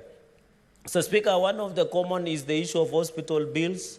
I know every senator, including yourself, you are normally in WhatsApp groups trying to fundraise for somebody who is sick, Mr. Speaker, even on compassionate grounds, even including funeral expenses, Mr. Speaker. But I think one of the biggest challenge to many Kenyans is the hospital bill. We hope the social health insurance, the share issue, will be able to resolve, Mr. Speaker. And I hope with us contributing more towards the social health authority and the now transiting from NHIF to share, Mr. Speaker, will allow Kenyans to access medical care that they will not need to call for Harambes. Because every weekend, if it is not an Harambe for funeral expenses and medical expenses, it is for education. If it is not for education, Mr. Speaker, it is for building of places of worship, Mr. Speaker. So I hope and believe that the issue of hospital bill, if we are able to address the issue of fixing SHA and ensure that access to medical care is accessible to all Kenyans through universal health coverage, Mr. Speaker, we shall reduce by 80% contributions or Harambes that are done in support of hospital bills across the country. And you know the problem, Mr. Speaker, is not even the hospital bills. It is that we have commercialized medical services in this country. When you walk to a private facility, health center, they cannot explain to you as why they are charging, for example, the amount they are charging in their medical bills. I saw in some instances a private medical facility was charging 20 million on medical bill. When you ask them the gloves, the syringes, they cannot quantify or who gives them. I think the issue we should regulate the private health facilities across the country, because no one can tell us whenever they give you an hospital bill. And I know, for example, like Moi Teaching and Referral Hospital, Jaramogi Oginga Hospital, Coast General Provincial Hospital, Nakuru, the Rift Valley, they have a way of doing waivers to the needy, Mr. Speaker, that is being done by. But these private facilities, you saw Beauty and Buy, that led to the budge of the late, may her soul rest, Lucy, who was buried the other day, Mr. Speaker, that you are being told that facility is licensed. The allegations we are hearing is licensed to provide massage and masseuse services, but you are told they were doing some surgery for beauty issues, and it shows that there is a problem within the system, Mr. Speaker. And I hope at the end of it all, we should be able to address such issues of having. Even one of the major issues is compassionate donations, Mr. Speaker. We have seen. I remember in the last session, Mr. Speaker, some of us have been around for some time. In fact, then the code, was it called Coalition of Restoration of Democracy? When the teachers were on strike, they came up with a pay bill to fundraise for teachers then. Although no one told us what happened to that money that was being raised, Mr. Speaker, I hope with the audit coming under this bill, we will be able to know when such causes happen, Mr. Speaker. Mr. Speaker, I agree largely with the spirit of the bill, but I have reservations, Mr. Speaker, that, and you know, even in this issue of fundraising, Mr. Speaker, I have some reservations to it. What I expected from this bill, Mr. Speaker, was just the process. We should have simplified. You want to do an Harambe? Yes. Where do you go? You get a permit. But, Mr. Speaker, introducing a cabinet secretary, a CCM, audits, taxation, it's unnecessary. It is lethargy of the entire process, clogging the process. We should make the issue of doing an Arambe in this country to be very simple, where you just need a permit to do an Arambe. Give us a substantive reason. If it is a medical reason, let it be non-medical bills, Mr. Speaker. If it is about, Mr. Speaker, building a religious place, let it be known. If it is about compassionate grounds, let it be known, Mr. Speaker. And I don't see the need why involve. I thought the cabinet secretaries of this republic have better things to do than regulate Arambes, Mr. Speaker. I would have expected that we would just given a law that we give even through a law that provides, Mr. Speaker, for that appeals. On the issue of appeals, Mr. Speaker, as clear there is public fundraising bills. You remember when there was a ravaging drought and there were issue of anger in the country, Mr. Speaker. You remember Kenyans for Kenyans that was being done to fundraise for Kenyans. I agree that such, Mr. Speaker, we can say on public fundraising appeals, we do audit. For example, I don't know whether Morara Kebaso, who is fundraising to go and audit for fuel and working around with security, I don't know whether Morara Kebaso, the proponent of Inject, is part of public fundraising appeals. Because when you fundraise to fuel your car, to do something, I don't know whether it is part of the public fundraising. And I agree, there must be standards as to such, Mr. Speaker. I don't know, public fundraising involves also fundraising for campaigns. I have not seen in this bill, Mr. Speaker. Although we have campaigning finance laws in this country, but this public, I think we should have just regulated in terms of auditing. Let us regulate to public fundraising appeals. We don't create bureaucracy. You can imagine some small village somewhere in Nandi. I've lost someone. Their target to bury an individual is 250,000 shillings. Why create a bureaucracy for them to look for a chief, to go and look for CCM of Sijui what, or a cabinet secretary to get an approval to fundraise for 250,000 shillings? Why don't you bring a standardized form for just permit to request to do an election, to do a fundraiser? And they should start it with the lowest person there, Mr. Speaker, that is Mzee wa Mitaa. The lowest person, just get approval from the local chief. How many in Machakos, how many people in that small village know of CCM or know of even Waziri or even sub-county administrator? I think, Mr. Speaker, it's very unfortunate that we want to do. Mr. Speaker, I don't see anything that receive, vet, and process applications. Let me work to the chief's office with a permit to do an Arambe, let the chief look at it, and then I'm allowed to do an Arambe.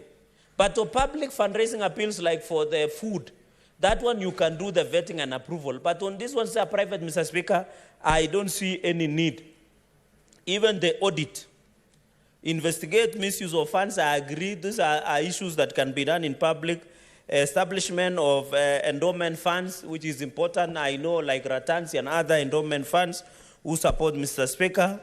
Mr. Speaker, even on the role of cabinet secretary and county executive committee member, Mr. Speaker, inspection of records. Mr. Speaker, there are many better things that the CCM and a cabinet secretary can do, rather than, Mr. Speaker, doing regulating Arambes.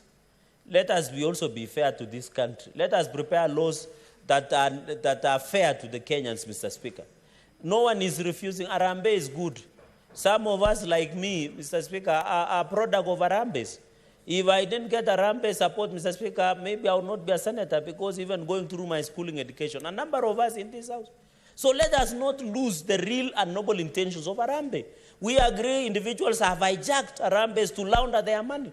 You are seeing cases where people are contributing 5 million shillings cash, 10 million shilling cash, and their salaries are known.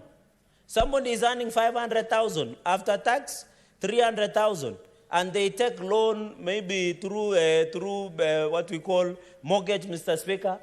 How can somebody contribute 5 million in Arambe, and yet we know your salary, we know your cows, we know where what you do? Mr. Speaker, I agree. There was a problem where Arambes were being used to launder public money. But, Mr. Speaker, we should not kill the spirit of the Arambe. Arambe is good, and I've said, Mr. Speaker, for us who grew up in the village, it is because of Arambes that we went to schools. It is because of Arambe that kettle dips were being built. It is because of Arambe that we have good places of worship, Mr. Speaker, at the end of the day. So let us not lose that good intention.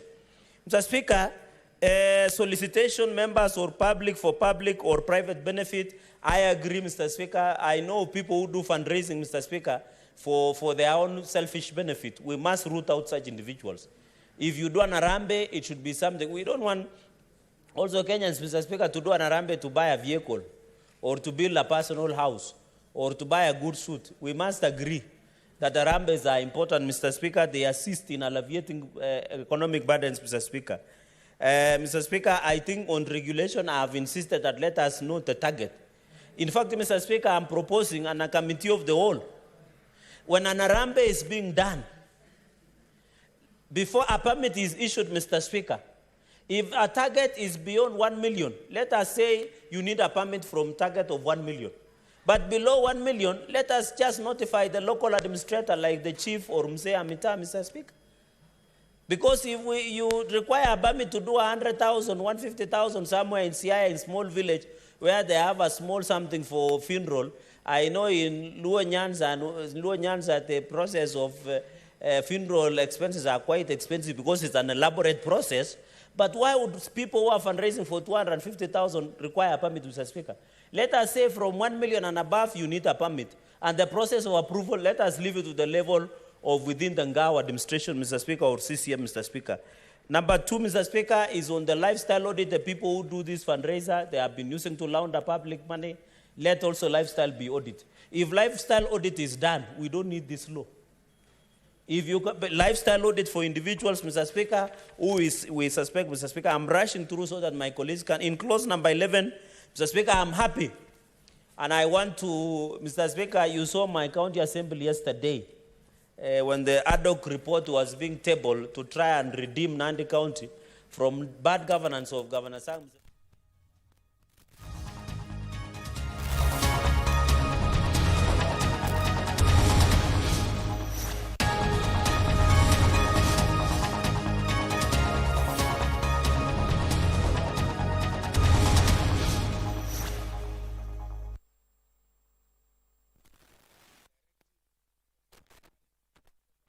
Teachers in physics, chemistry, biology, and history to junior secondary schools. There is also question number 91, Honorable Speaker, of 2024, by the member for Kinango, the Honorable Gozi Rai, MP, regarding status on the delayed payment of pension to Mr. Salim Mdalu Ndegwa, who was a teacher at Nzovuni Primary School until his retirement on 30th June 2022. There is also question number 93 of 2024 by the member for Nairobi County, the Honorable Esther Passaris, MP, regarding status of implementing the House resolution on the standardization of uniforms across the country. Question number 94 of 2024 by the member for Chepalungu constituency, the Honorable Victor Koech, MP, regarding the criteria used to approve primary schools within rural areas to accommodate junior secondary schools, and the criteria used for approval of primary schools to host the JSS centers within urban centers. The question number 95, Honorable Speaker, of 2024, by the member for Chepalungu, also the member for Chepalungu again, the Honorable Victor Koech, MP, regarding the timelines in which the teachers under contract will be considered for recruitment under permanent and pensionable terms. There is question number 96 of 2024 by the member for Nyeri Town, the Honorable Duncan Madenge, MP, regarding failure by the University of Nairobi Dental School in offering lecturers on orthodontics to the undergraduate and master's degree students, Honorable Speaker. Mr. Speaker, there is also question number 97 of 2024 by the member for Emuhaya constituency, the Honorable Mboko Milemba, MP, regarding the authorization for purposes of conducting fresh parent association elections in various counties and some counties in the country. Honorable Speaker, there is also question number 98 of 2024 by the member for Yatta, the Honorable Robert Basil, MP, regarding provisions of hardship allowance to technical vocational education and training tutors in Yatta constituency. Honorable Speaker. Question number 99 by the member for Kibwezi West, the Honorable Mwengi Mtuse, MP, regarding the donation of the 12,000 acres of land located at Kisayani, Kibwezi West constituency by the locals to the University of Nairobi in the year 1988 for the establishment of an institution of higher learning.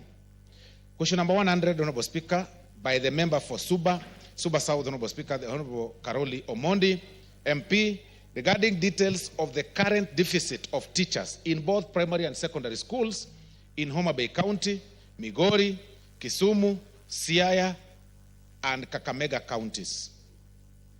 Question number 147, Honorable Speaker, by the member for Nakuru County, the Honorable Liza Chelule, regarding the plans in place by the Ministry in collaboration with the Ministry of Energy to subsidize the high cost of electricity in special needs schools. There is question number 148, Honorable Speaker, of 2024, by the member for Matayos, the Honorable Geoffrey Makoha, MP, regarding the number of special schools in the country, both for primary and secondary and ordinary schools, Honorable Speaker.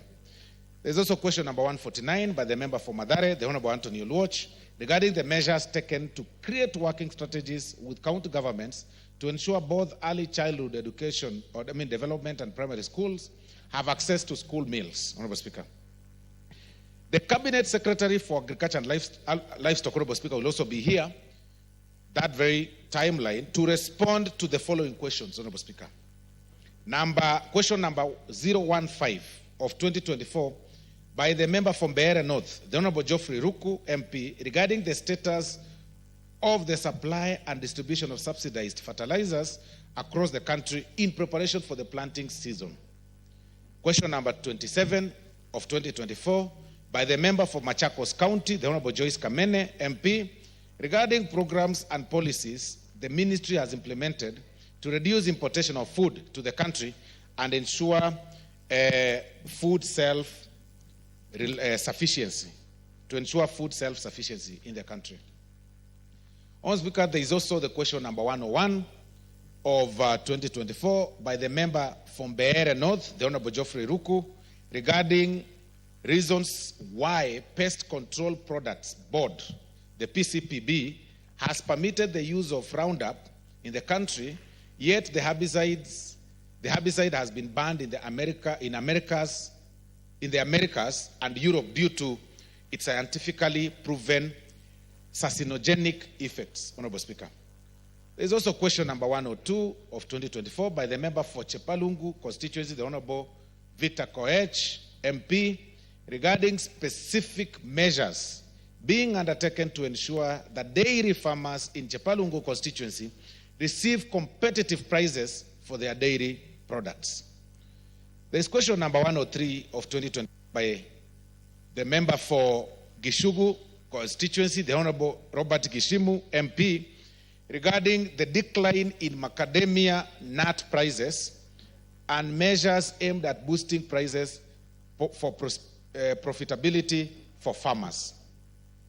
There is finally on questions, Honorable Speaker, question number 146 of 2024 by the member for Uasin Gishu County, the Honorable Gladys Bose Sholei, MGH, MP, regarding status of implementation of the recommendation of the National Assembly with regards to public petition number 70 of 2019, Honorable Speaker, on withdrawal of harmful chemical pesticides in the Kenyan market, Honorable Speaker. In conclusion, Honorable Speaker, the House Business Committee will again reconvene on Tuesday, 19th November 2024, to schedule business for the rest of that week. I now wish to lay this statement, Honorable Speaker, on the table of the House. I thank you, Honorable Speaker. Thank you.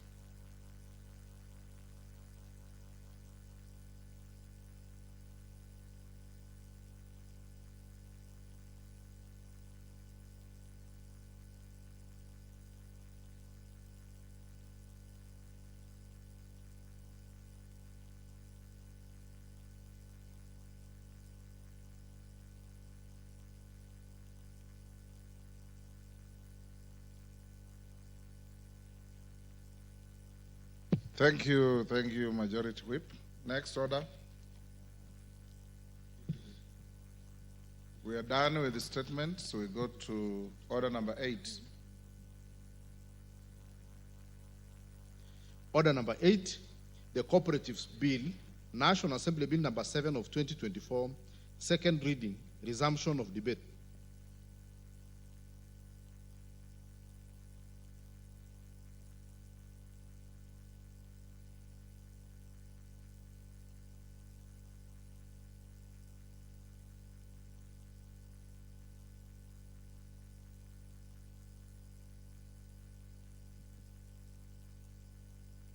Timothy Toroitich, his balance of 6 minutes forfeited. Wilberforce Oundo, had you spoken to Cooperatives Bill? I had. You had? Yes, yes. Parashina Sakimba,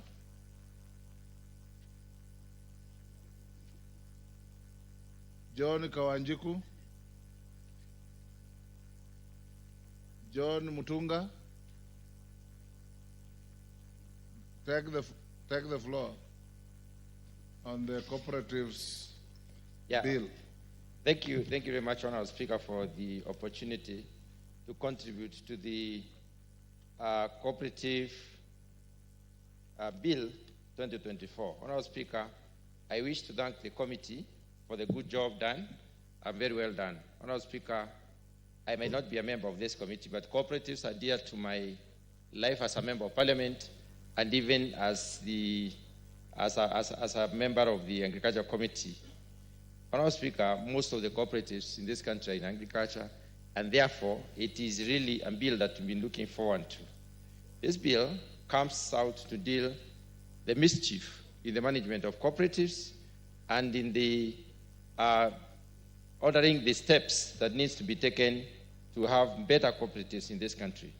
Cooperatives in this country are many and extensively varied. To resolve the existential problems in cooperatives, Honourable Speaker, the bill speaks to a number of issues, some of which I wish to highlight by way of pointing out some of the issues that the committee needs probably to look at before we come to the third reading of this bill. Honourable Speaker, cooperatives are in many sectors. Cooperatives also were initially functioning very well in this country. They were doing extremely well. But later on, Honourable Speaker, something happened to the cooperative movement, and some of the cooperatives collapsed, especially in the agricultural sector. There has been some terrible mismanagement in some cases, and this legislation therefore comes in to help us manage the cooperatives better. I remember, Honourable Speaker, in 2014, the Cooperative Act that came tackled quite a number of major issues that used to be impeding the performance of cooperatives then. This particular legislative proposal comes in to specifically polish the sector's expectations. The efforts are therefore very well rounded in this particular respect. Honourable Speaker, I will be very specific on some of the clauses within the bill so that I may be of some assistance to the committee. Honourable Speaker, if we look at the objects of this particular bill, the clause number 3, which has the objects, there are a few issues I would like to point out. Number 3 itself, that the object of this act is to provide for a legal framework that promotes a sustainable and competitive cooperative sector for socio-economic development in a devolved system of governance. Socio-economic development in this country will happen if we are able to harness the little that we have. And the little that we have will basically be brained around the factors of production. One of the key factors of production in this country is land, and most of that, what happens on the land, basically becomes the building blocks for the foundation that we need to develop this particular economy. Honourable Speaker, if we have sustainable cooperatives, it therefore means that we are able to develop our people.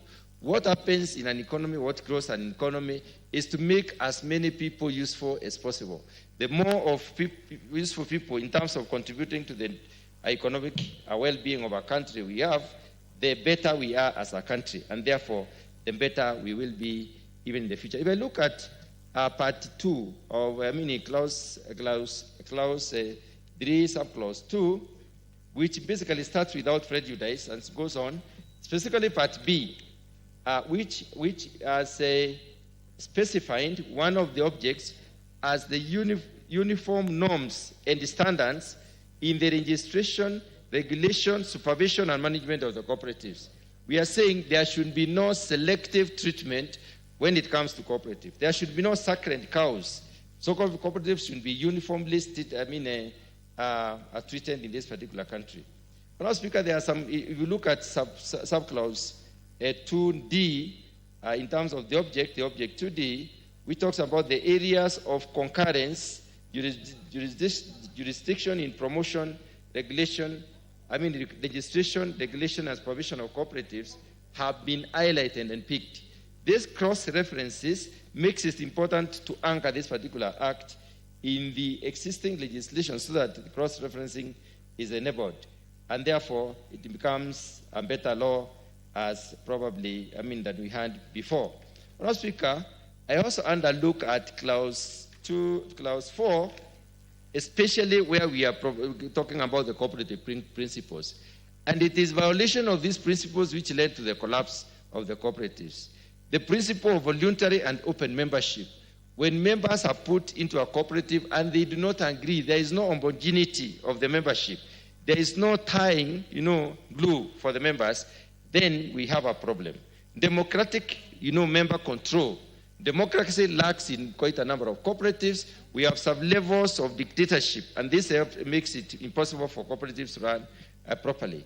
When you look at the economic participation by the members, decisions made sometimes in some of the cooperatives led to misuse of resources for the former cooperatives, and therefore the cooperatives, suffered. This needs to be looked into very carefully so that democracy persists and economic participation of the members is honored in a way that it will help the cooperatives to grow. So the cooperative principle is key in terms of serving how we move forward in dealing with these cooperatives. Madam Speaker, looking at the establishment, Honourable Speaker, protect me from my majority whip who seems to be shouting. I don't know what he's trying to say. If he has any contribution, he should do it in an orderly manner so that we can listen to him. Honourable Speaker, I want to pick out two key positions. The position of the Commissioner of Cooperatives at the national level and the position of the Commissioner, of the Director of Cooperatives at the county level. These two positions are key, Honourable Speaker, and if the functions of these positions are not properly honored, then we cannot have we cannot have progressive cooperatives in this country. Honourable Speaker, these are two positions that need to be vetted by this House so that people can be put to task to explain to the Kenyans the kind of honoring of issues and how they structure their business in terms of developing the cooperatives in this country. Honourable Speaker, when you look at the there is a clause, clause 14, 2B. Honourable Speaker, the Director of Cooperatives at the county level is given a function of carrying out inspections into the affairs of the cooperatives in the county. Honourable Speaker, let me pause to discuss this particular issue. And this is one of the issues that could have led to the collapse of cooperatives.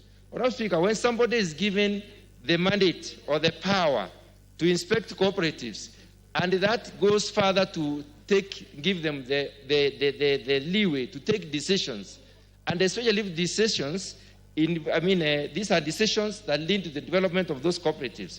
And such a person can revert or reverse such a decision by the leadership of the cooperatives. This is one of the problems that led to the collapse of the cooperatives. Because members of our cooperatives have developed their own strategy, they design their own way of doing business, and they make decisions.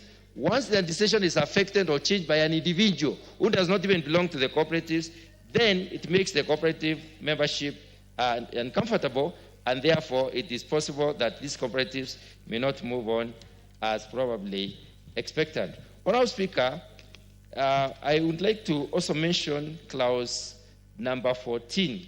That is 14. Clause number 19. Clause number 19. When you look at clause number 19, we have the structure of different cooperatives.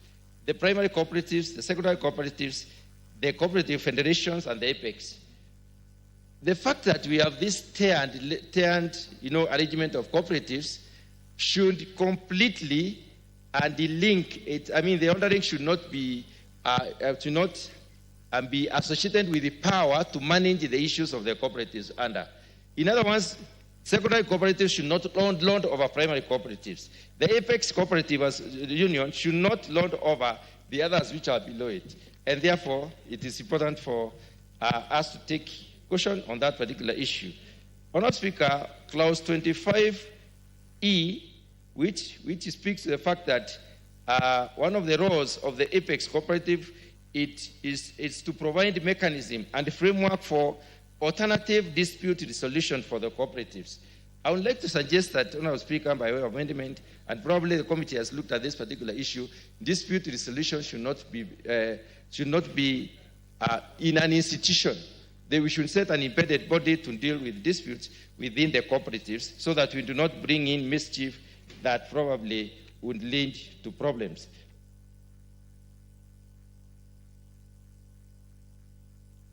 Just give him 1 minute to finish his sentence. Honourable Speaker, the very last one is clause 61. Clause 61 is long and basically talks about the delegation system and the representation. When it comes to sending delegates, Honourable Speaker, we should have the cooperative itself, who is a primary cooperative, being given this opportunity to, in a specific, we should specify how delegates are going to be picked and the power of the delegate as picked. Because when delegates represent an institution in a meeting that is making decisions, they should have the power of the institution, and that particular provision does not seem to say exactly as I've said. Thank you, Honourable Speaker. The Honourable Meli, member for Tinderet. Honourable Kawanjiku, you gave up? Because you had been next. Thank you, Madam Speaker. Madam Speaker, I rise to support this bill. This bill, Madam Speaker, is a very, very important bill for our country, more importantly for the socio-economic development of our nation. Cooperative movement in this country, Madam Speaker, was a very powerful movement in the 60s, 70s, and 80s. And its contribution, to the economy cannot be gainsaid. On that particular issue, Madam Speaker, I just want to say that this bill addresses some of the ills that has affected the cooperative sector for long. In my constituency, Madam Speaker, and my county, the cooperative movement is so huge, especially in the coffee sector, the sugar sector, and even in the milk industry. More importantly, it is in the cooperatives or the cooperators themselves who are able, and the parents and the cooperators of the yesteryears were even able to actually come together and be able to buy farm machinery. Madam Speaker, let me go straight away to the various parts of the bill.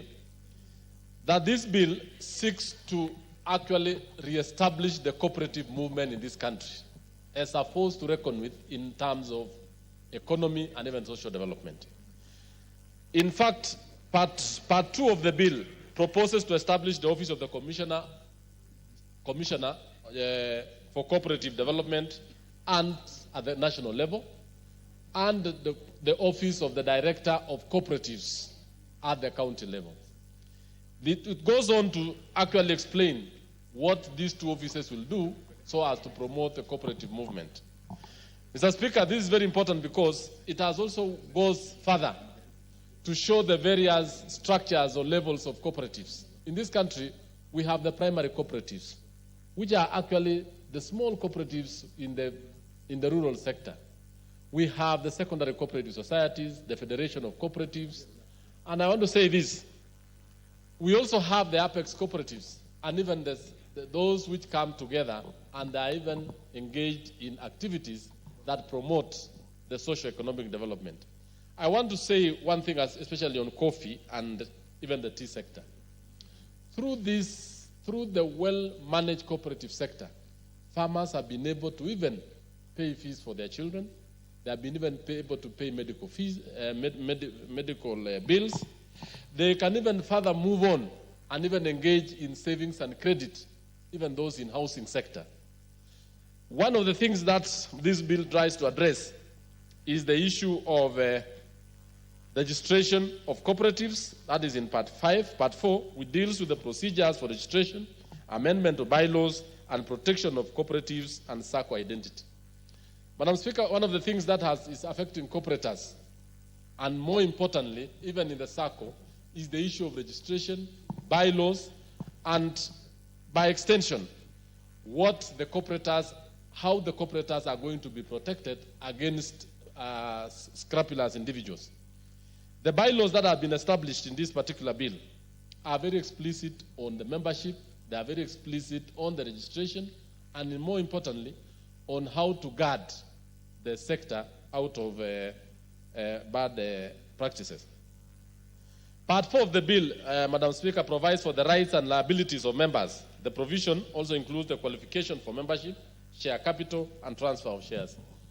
We have a number of cooperative societies in this country that have lost or have actually collapsed due to transfer of shares fraudulently by the leadership of SACCOs.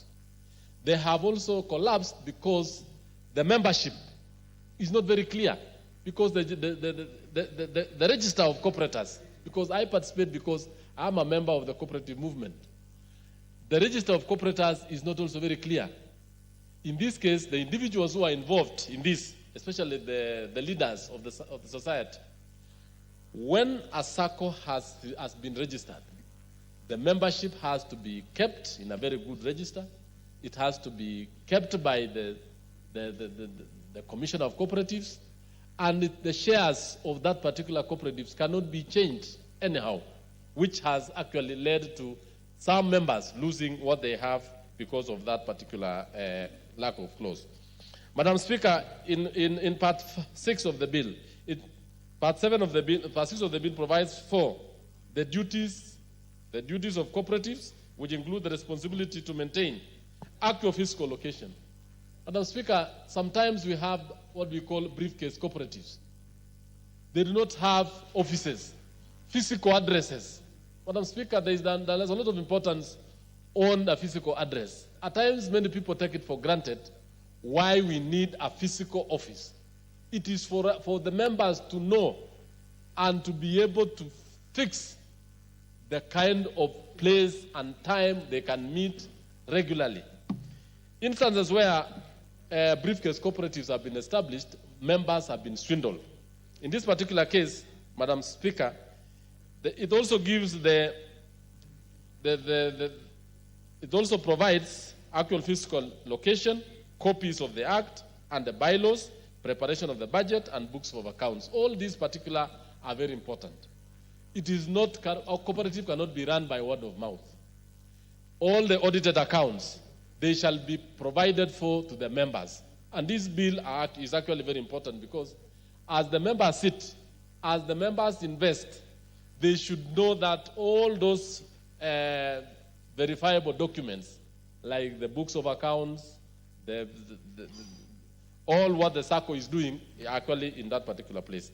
On the other issue, Madam Speaker, protect me from the majority whip, who is not interested in the cooperative movement, it looks like. Because you moved it, but you allow us to really tell the public the importance of this. You have a very good document, majority whip, which we need to tell the public why they need to support it.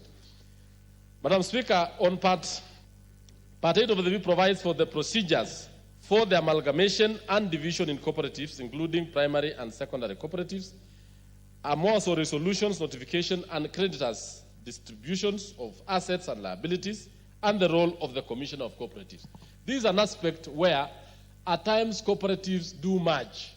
And I want to say this as a member and a leader in a cooperative movement.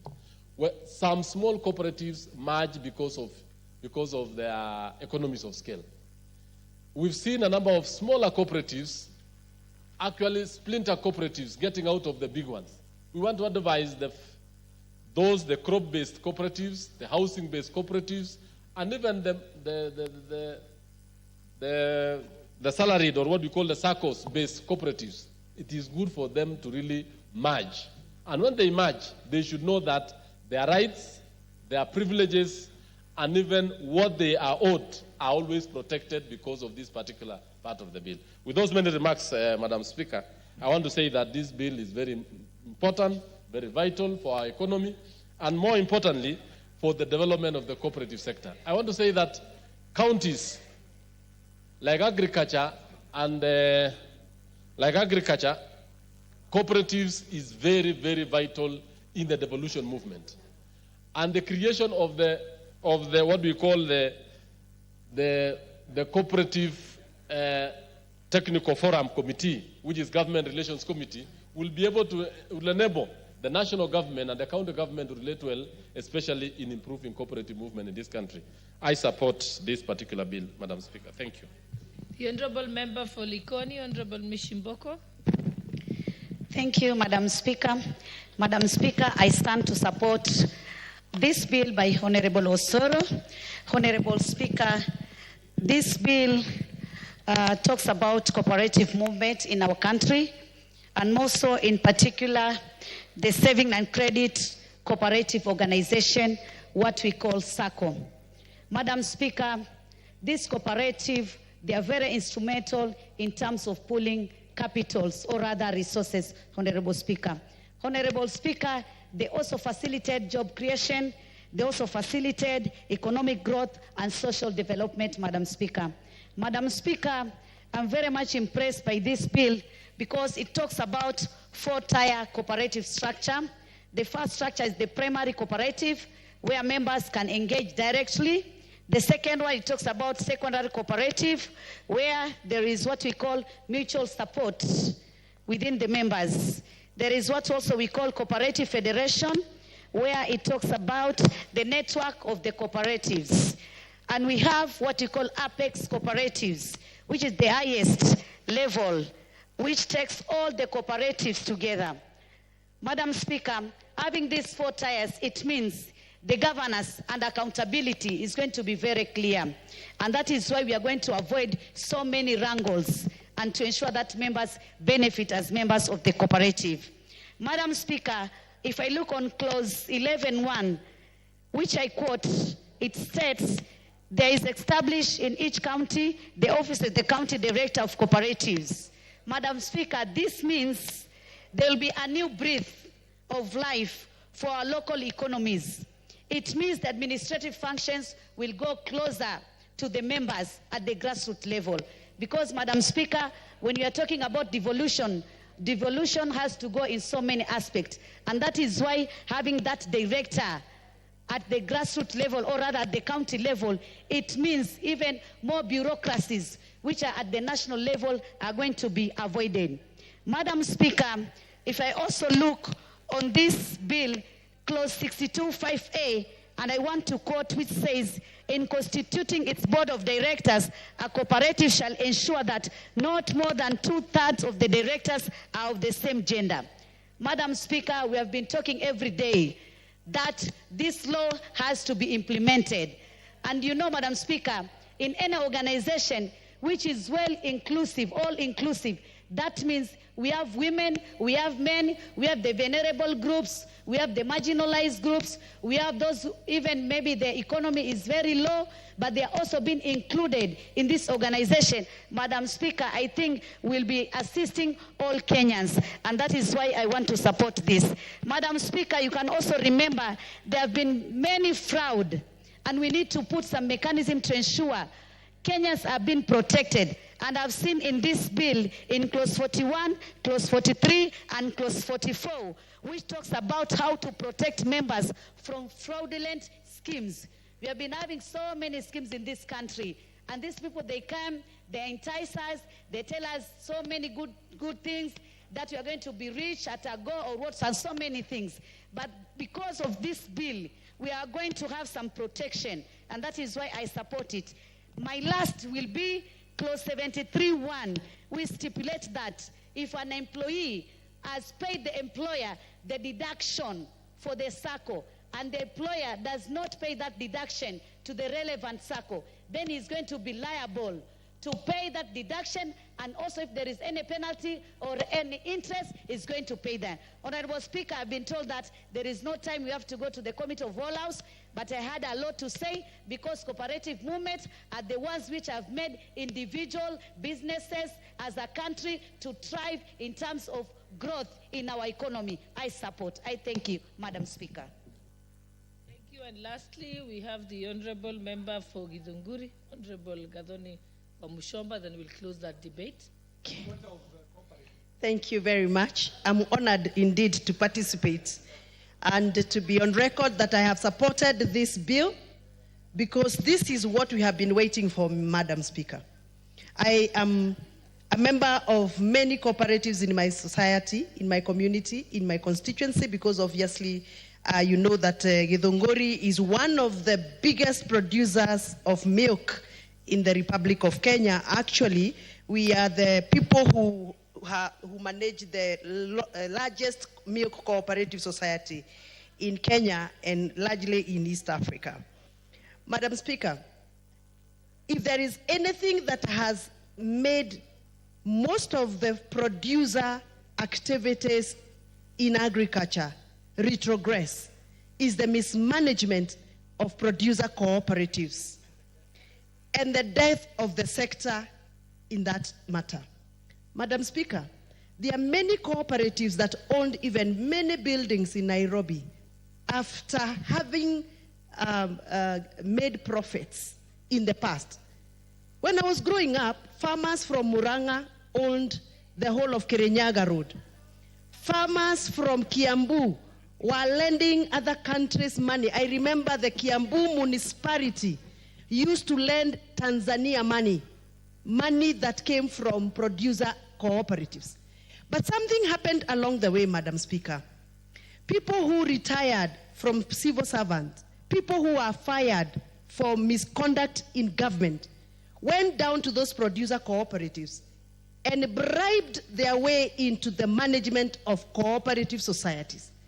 And they laundered and stole the money that were meant to grow the cooperative societies and put those cooperative societies to death.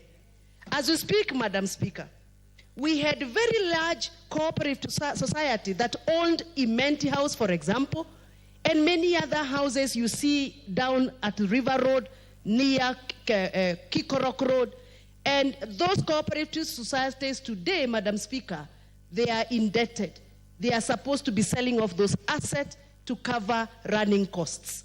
I am very excited, Madam Speaker, that finally this bill is bringing back the vibrant spirit of cooperative, the successes that we read in our history. Madam Speaker, I am particularly very happy with part 10 of this bill that is going to restrict and limit the borrowing power of people who are going to be entrusted in running the producer cooperatives. In the past, Mr. Speaker, Madam Speaker, there are people who went ahead, borrowed money on behalf of producer cooperatives, and enlisted the assets of such cooperatives and ran away with the loot, only to leave our farmers and our producers desperate and hopeless. I am excited, Madam Speaker, that the accountability and restrictions of loans and investments that are going to be handled by producer cooperatives are going to be limited, and the power to borrow, the power to invest must be accounted for by the cooperative commissioners. Madam Speaker, as I sit down, I am happy that part 11 of this bill has given out a very good way of how cooperative societies are going to amalgamate. In the past, Mr. Speaker, we have had cooperatives deciding on how they are going to divide the cooperative and bring up another fresh cooperative without the blessings of the majority of the owners and shareholders of cooperatives. I am happy that finally the spirit of cooperative is going to come back. We need to give our farmers the benefit that it is time for them to go back to their farms, produce as much, because there is a new law that is going to protect their sweat and their energy. I am supporting this bill. I can't wait to see it pass. Thank you very much. Thank you, Honorable Wamushomba. Now let's go to the next order. Sorry, I forgot. Where's the mover? Mover, you may proceed. Okay. Honorable Speaker. Unless you give her your minute. Yeah, with your indulgence, Honorable Speaker, let me allow the Honorable Sabina to. Yeah. Honorable Sabina. No, Thank you, Madam Speaker, and I want to. No. Honorable, I've only allowed Honorable Sabina to take some of your time. Then, yes, and then you also do it very briefly, and then we can. Yes, Madam proceed to Speaker. the next order. Thank you very much, and I want to really thank the mover of this bill. Madam Speaker, I came running because I needed to speak and say I support this bill 100%. Cooperatives, Madam Speaker, originated originally from Murang'a, as Honorable Mushomba has mentioned. By the time cooperative society in Murang'a County, back then in the 60s and 70s, could lend money to the national government. So, Madam Speaker, I am so happy that we are going to manage these cooperatives. I stand here to honor one man, the late Mushiri, who was a cooperative officer, who actually became the president of cooperatives in the entire Africa, and he was from Murang'a County, specifically Maragua constituency, specifically Kamahoha village. So, Madam Speaker, as I support, there's only one element, maybe I don't know where the honorable member can add into this bill. We had cooperatives university. Then it was cooperatives college, which strictly trained students on management of cooperatives. And that's why we are having many loopholes, because we turned all our technical institutes, all our colleges to universities, and we diverged from what we were training before. So the mover of the bill, as you move, let's see how we can be able to incorporate the training of cooperators so that even the young people can join cooperatives and help their elderly parents in management. I really thank you even for donation of that 1 minute, and I support. Okay, mover, you may proceed. Thank you very much, Honorable Speaker. Honorable Speaker, I want first to take this opportunity to thank all the honorable members that have contributed to this bill. And Honorable Speaker, to also appreciate the immense support that the honorable members have accorded to this bill, Honorable Speaker. Honorable Speaker, the unison way that this bill has been supported clearly shows that it was really timely. It came in timely. And it really indeed that this is what Kenyans needed at this point in time, especially on matters coming together and putting resources together. Also, Speaker, as I reply to this bill, I wish to remind the public and even the honorable members that the bill's intent is rooted under Article 186 of the Constitution, and is part of a broader national cooperative policy whose intent, Honorable Speaker, is to harmonize the cooperative governance across the counties and ensuring uniform standards while respecting the evolution, Honorable Speaker. Because the act that we had, Honorable Speaker, before in regard to the management of the cooperatives, Honorable Speaker, then did not really consider the devolved units. And that is why it's very important that we harmonize this between the counties and the national government and make it easy, of course, for the management, Honorable Speaker.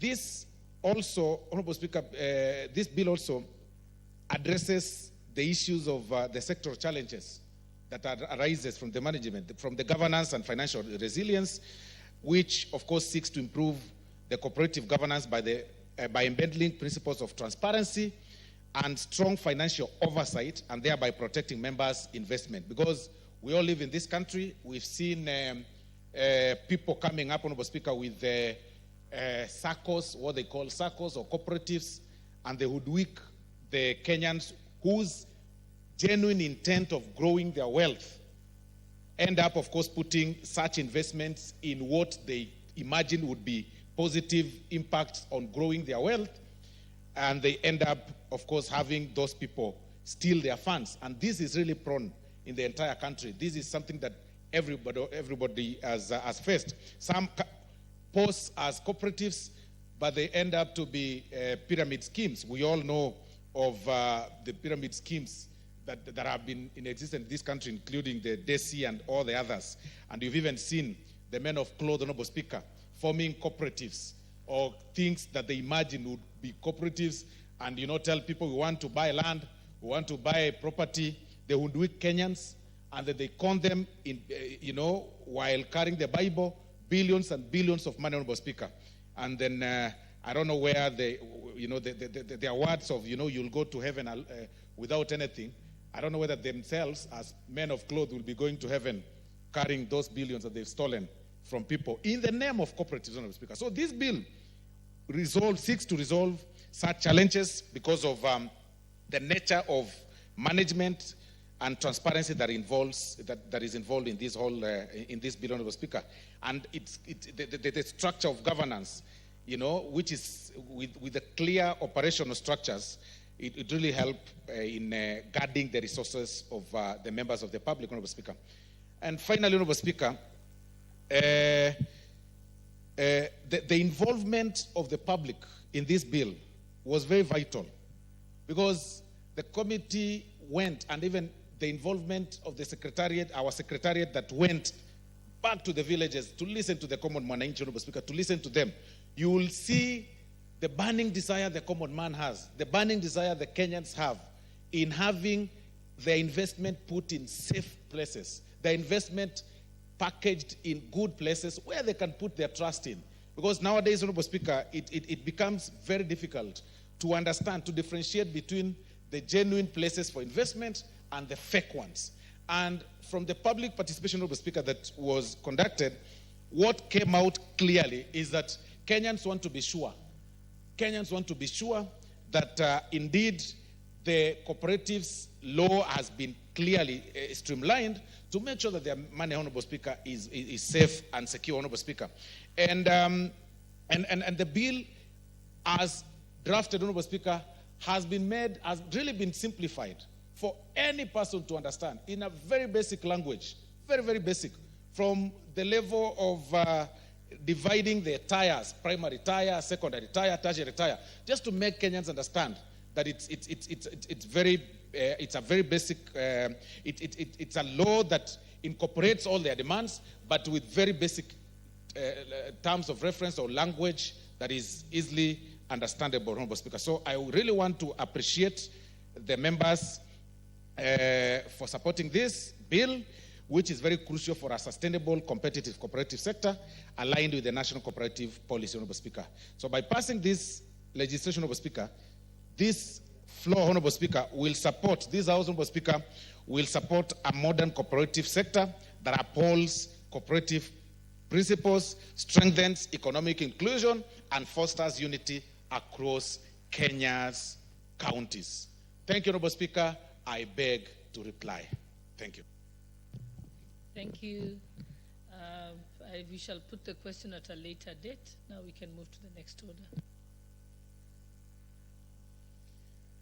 Order number 9, Committee of the Whole House.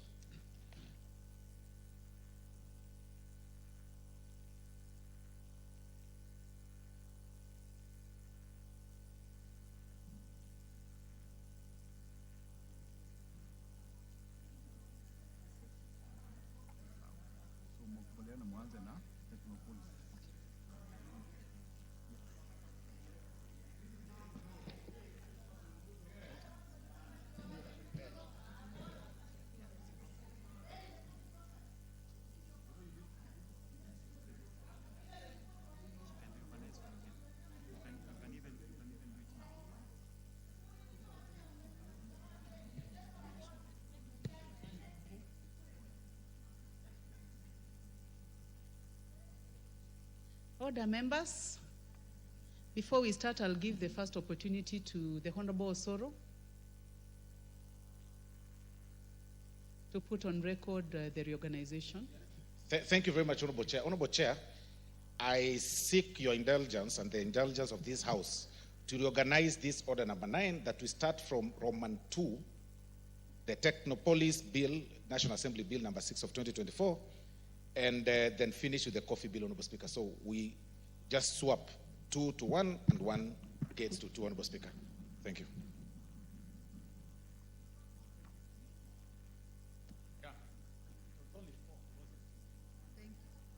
Thank you, Majority Whip.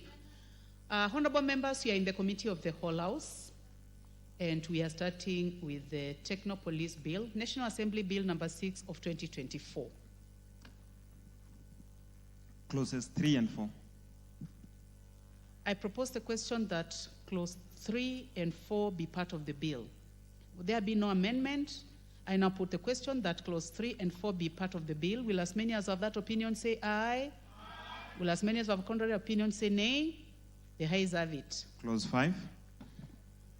I put the question that clause 5 be part of the bill. Chairman? Call that again.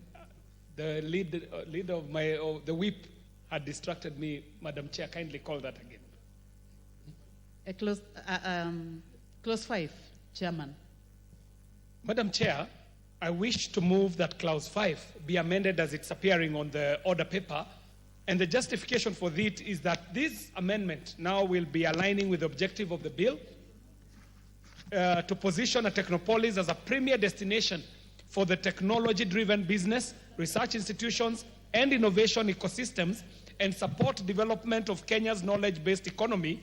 And further, the other terms have been amended to ensure that the technical definitions like high technology and Technopolis is to ensure that the technical definitions are closely aligned with the common usage of the ICT sector and the best practices, Madam Chair.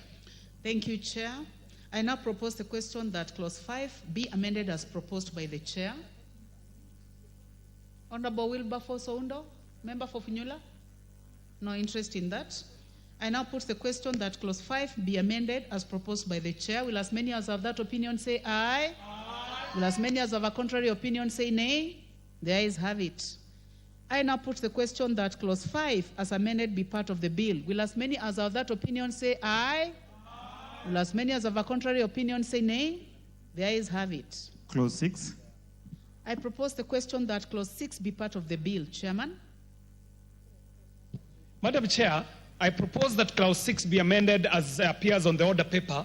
And Madam Chair, we are doing this because the bill provides for bylaws and guidelines, and this amendment is to delete the word bylaws. The two words as appear in the bill already imputed in the broader term of administrative guidelines, and the amendment seeks to remove the repetition, Madam Chair. Thank you, Chairman. I now put the question that clause 6. I now propose the question that clause 6 be amended as proposed by the Chairman. Any interest in this? I now put the question that clause 6 be amended as proposed by the Chair. Will as many as of that opinion say aye? Aye. Will as many as of a contrary opinion say nay? The ayes have it. I now put the question that clause 6 as amended be part of the bill. Will as many as of that opinion say aye? Aye. Will as many as of a contrary opinion say nay? The ayes have it. Clause 7.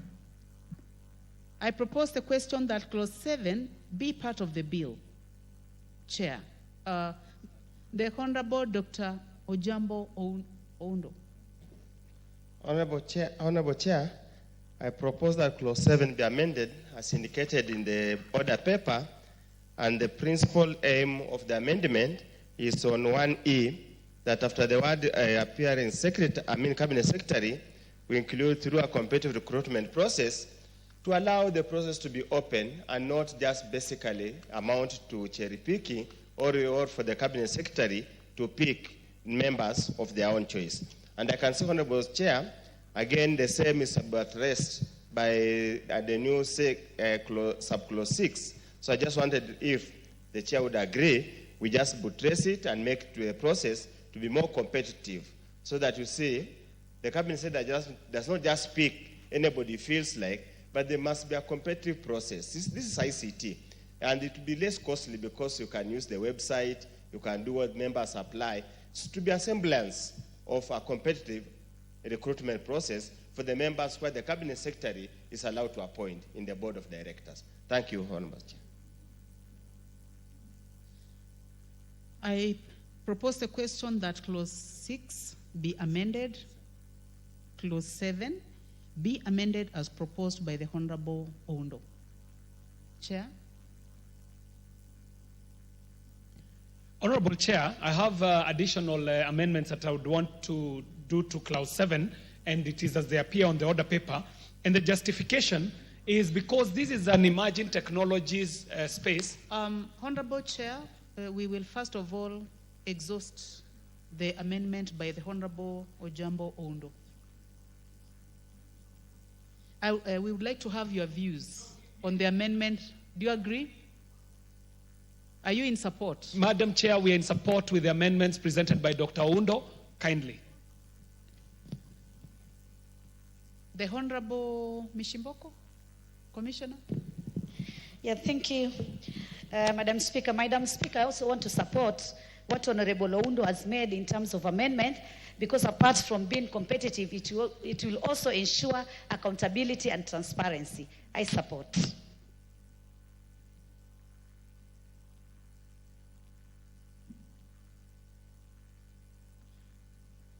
So I now put the question that Clause 7 be amended as proposed by the Honorable Oundo. Will as many as are of that opinion say aye? Will as many as have a contrary opinion say nay? The ayes have it. Now I can give an opportunity to the Chair. Honorable KJ. Madam Chair, I want to propose that Clause 7 be amended as is appearing on the order paper. And the justification for this, Madam Chair, is that we all understand that Technopolises in themselves are going to be superintending over emerging technologies. And as such, a requirement for such extensive work experience in leadership and management might block out very good young and youthful talent. The amendment further seeks to provide certainty on the need for diversity on the composition of board members. Madam Chair, I move. Thank you. I now propose the question that Clause 7 be amended as proposed by the Honorable Chairman, the Honorable KJ. Yes, the Honorable Oundo. Thank you, Honorable Chair. I truly want to lend my support to the amendments, because this is a realm of the young people. We, the old hog, should remain analog and mind our business in analog. Further, Honorable Speaker, when you look at the new number 6 and 7, it really now takes care of all spheres of this society. I support, Chair. Thank you. I now put the question that Clause 7 be further amended as proposed by the Honorable KJ. Will as many as are of that opinion say aye? Will as many as have a contrary opinion say nay? The ayes have it. I now put the question that Clause 7 as amended be part of the bill. Will as many as have that opinion say aye? Will as many as have a contrary opinion say nay? The ayes have it. Clause 8. I propose the question that Clause 8 be part of the bill. Chair. Madam Chair, it is my proposal that we amend Clause 8 as is appearing on the order paper.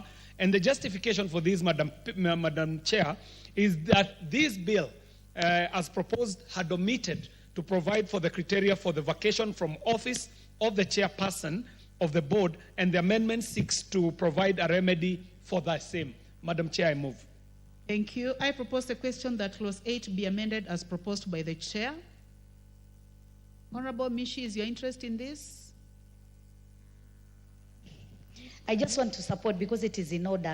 We need to have criteria. We cannot just do things haphazardly. We need to have some rules and regulations. So it is okay. I support. Thank you. I now put the question that Clause 8 be amended as proposed by the Chair. Will as many as have that opinion say aye? Will as many as have a contrary opinion say nay? The ayes have it. I now put the question that Clause 8 be, as amended, be part of the bill. Will as many as have that opinion say aye? Will as many as have a contrary opinion say nay? The ayes have it. Clauses 9, 10, 11, 12, 13, 14, 15, 16, and 17.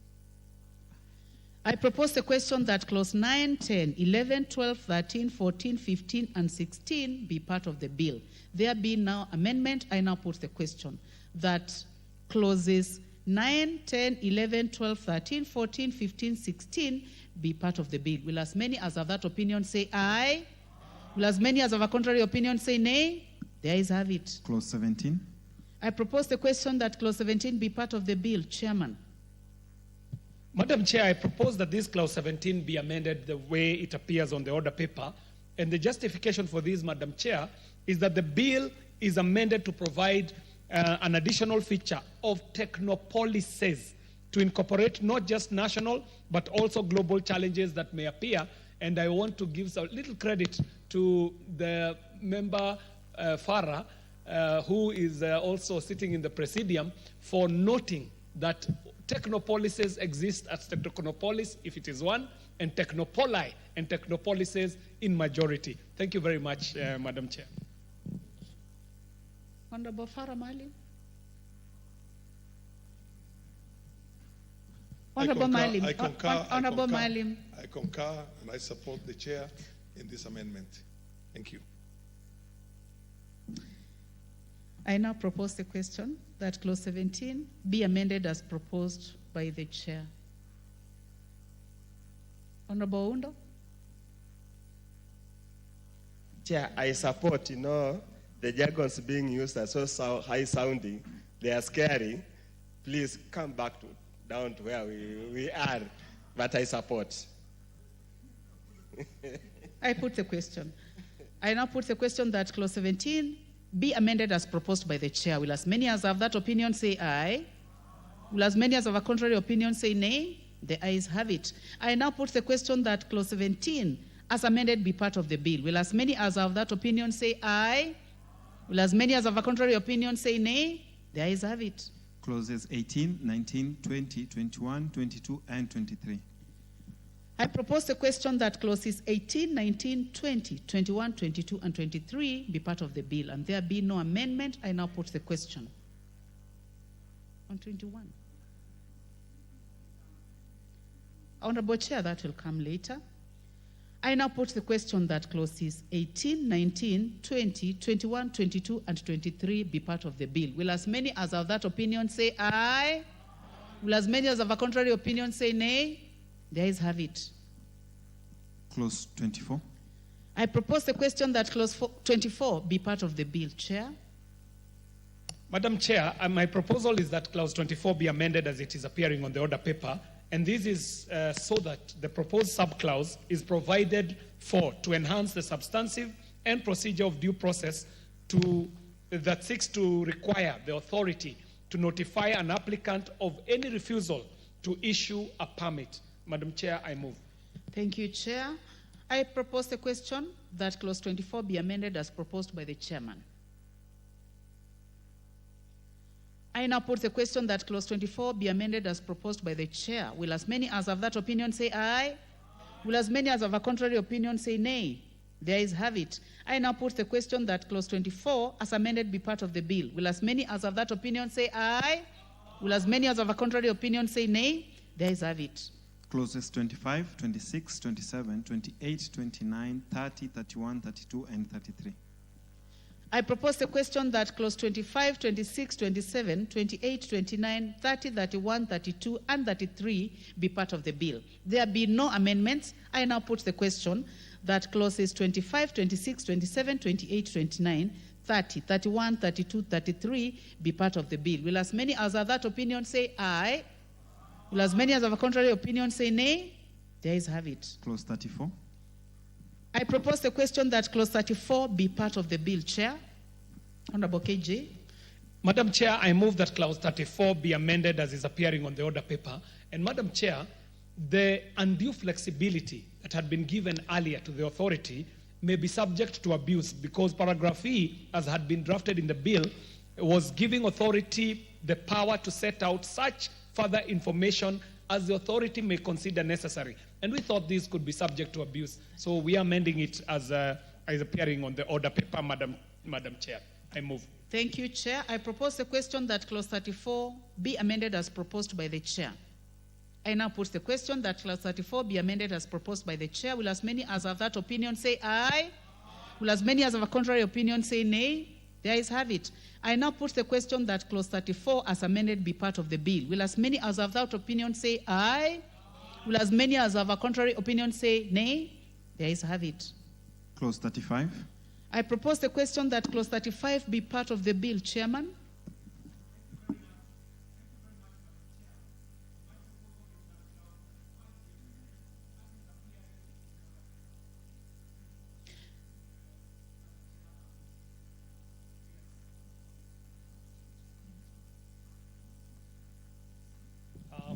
I'm depending on my tab here, so let me use this one.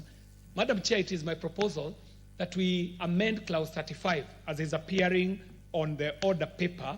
And why we are doing this, Madam Chair, is because the review and appeal clause provides an internal dispute resolution mechanism of the first instance before the aggrieved parties elect to go to the courts of law. Madam Chair, I move. Thank you. I propose the question that clause 35 be amended as proposed by the chair. Honorable Professor Undo. Chair, please, you see, when you delete the clause 35 in entirety and replace it in what you have provided here, yet in the bill, clause 35 had two parts, and part 2 provided for the timelines in which to make the decision. Are there any internal mechanism to ensure, as it has been contemplated here, that that review is made and communicated to the applicant within 30 days of receipt of the request? Thank you, Chair. Chairman. Honorable KJ. Madam Chair, we can retain the timelines, but provide for these remedy, Madam Chair, so that what we are doing is getting rid of of 35.1 is what we are replacing with the amendment, and then we are able to retain 2 so that we keep the timelines as within 30 days of receipt of request. And thank you very much, Daktari.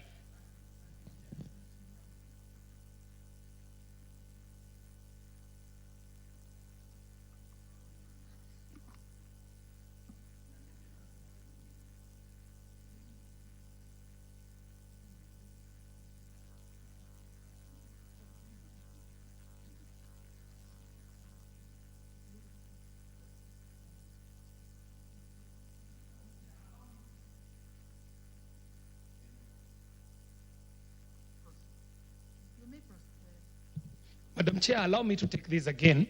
You may proceed. With a fine rereading, and I would want to ask Professor Undo to work with me here.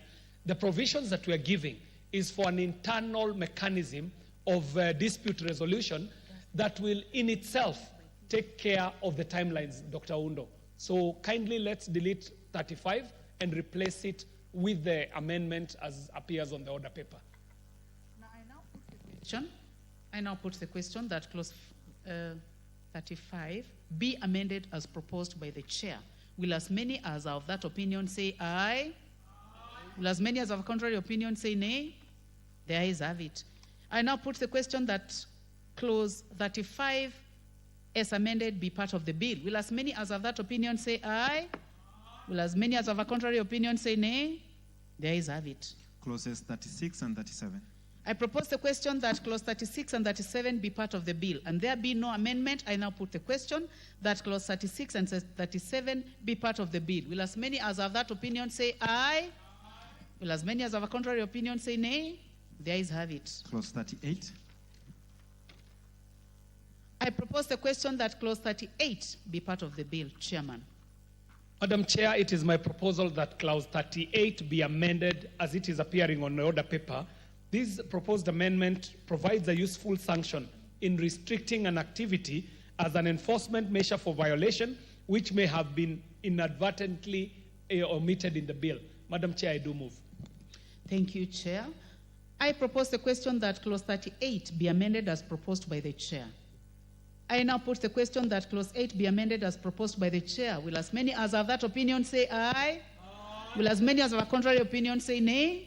The ayes have it. I now put the question that clause 38 as amended be part of the bill. Will as many as have that opinion say aye? Will as many as have a contrary opinion say nay? The ayes have it.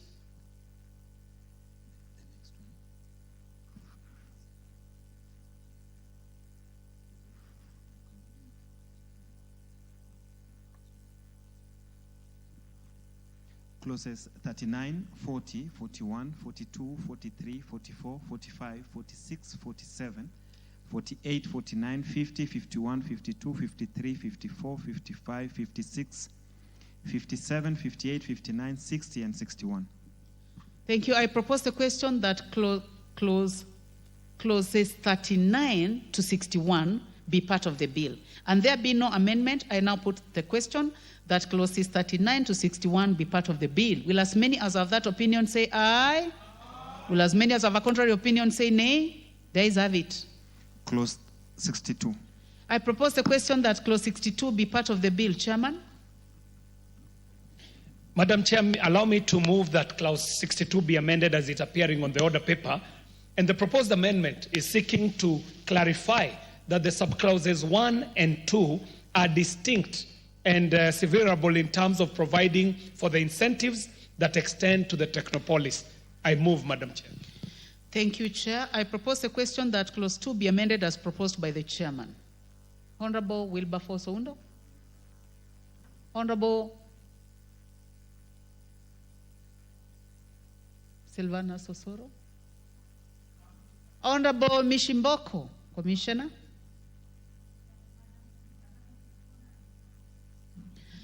Thank you. I now put the question that clause 62 be amended as proposed by the chair. Will as many as have that opinion say aye?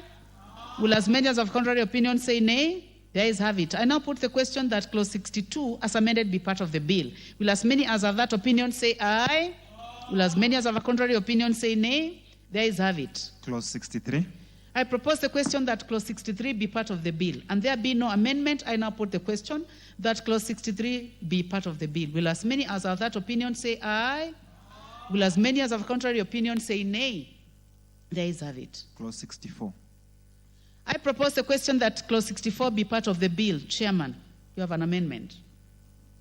Madam Chair, I'm seeking to delete clause 64. And the reason why I'm seeking to delete clause 64 is that we find it unnecessary.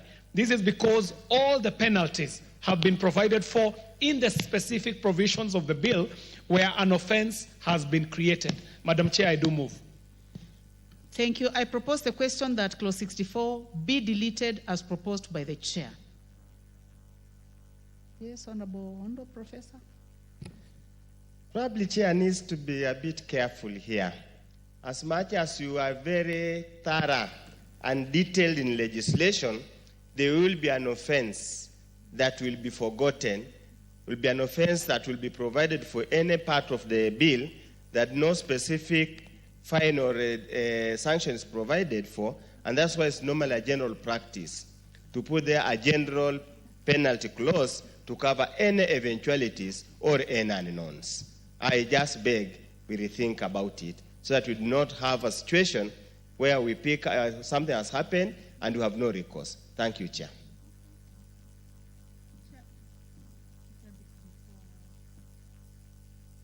Before we come to you, I'll go to the Honorable Gishimo. Member for Gishogo. 142. Yeah, we are trying to trace you. We'll get you right now. Thank you, Honorable Chair. I think I support the chair, since where a penalty, where an offense or where there is an offense, it has to be prescribed in the law, and there's no need of registrating in vain. And if there are offenses that may not be covered under the Act, then there will also be an opportunity by the CS to do regulations and provide for more penalties. So I believe he is in order to delete a provision that is already in the Act in vain. Good. Honorable Zamzam. I also want to support Mr. Chair, given that the penalty is also very harsh, 5 million and 5 years in jail. I think maybe we can replace with something that is reasonable, and maybe if you can get in the other laws, then we are good to go. We can delete it. Thank you, Madam Chair. Thank you. The Honorable Dr. Mutunga. Chair, bearing in mind that as Chairman has said, they were very thorough. They have looked through the bill intensively, and they are sure that all the penalties have been provided for. I think it will be in order to delete. Thank you very much. Then lastly, the Chair, can we proceed? Madam Chair, we did take time. We burnt the midnight oil to give provisions for offenses that may occur. And in fact, the justification for the deletion of this is that, Madam Chair, a general penalty opens it up for so many opportunities for abuse. And it was the thinking of our committee that if there's another offense that is not thought of, it can live in subsidiary regulation, not in the mother act. because the Mother Act does generally cover all foreseeable offenses. And if there was any of the nature that the professor is talking about, we believe that that can live in a subsidiary law. Thank you very much, Madam Chair, so that we do not legislate in vain. The Honorable Mishimboko. Yeah, Madam Chair, I was also with the opinion of what Honorable Undo has just said, because I've seen that although the penalties have been shown according to the specific provincial, but to me, Article 64 is like it's emphasizing on the penalty. So I don't know whether maybe we can do some arbitration between Honorable Chairman and Honorable Oundo so that we are at the middle to ensure that at least that emphasis in clause 64 is not just trashed, because I think it's also giving more sense on it, on that issue. I wanted now to just push the question. So now then I give a chance to the Honorable Meli, who has not said anything on this bill. Chair, I want to agree with the chair ICT, because if you look at what he's providing, if we are going to retain clause 64, it will be an overlap. And the specifications of the penalties have been actually provided for.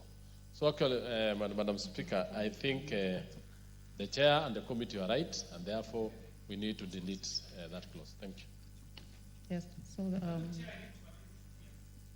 but after the Honorable Milio Thiambo, you will be the last, Honorable Chairman. Thank you, Chair. Chair, I think if the committee has actually gone through and made provision for every single offense, then it is okay if you don't give an umbrella one.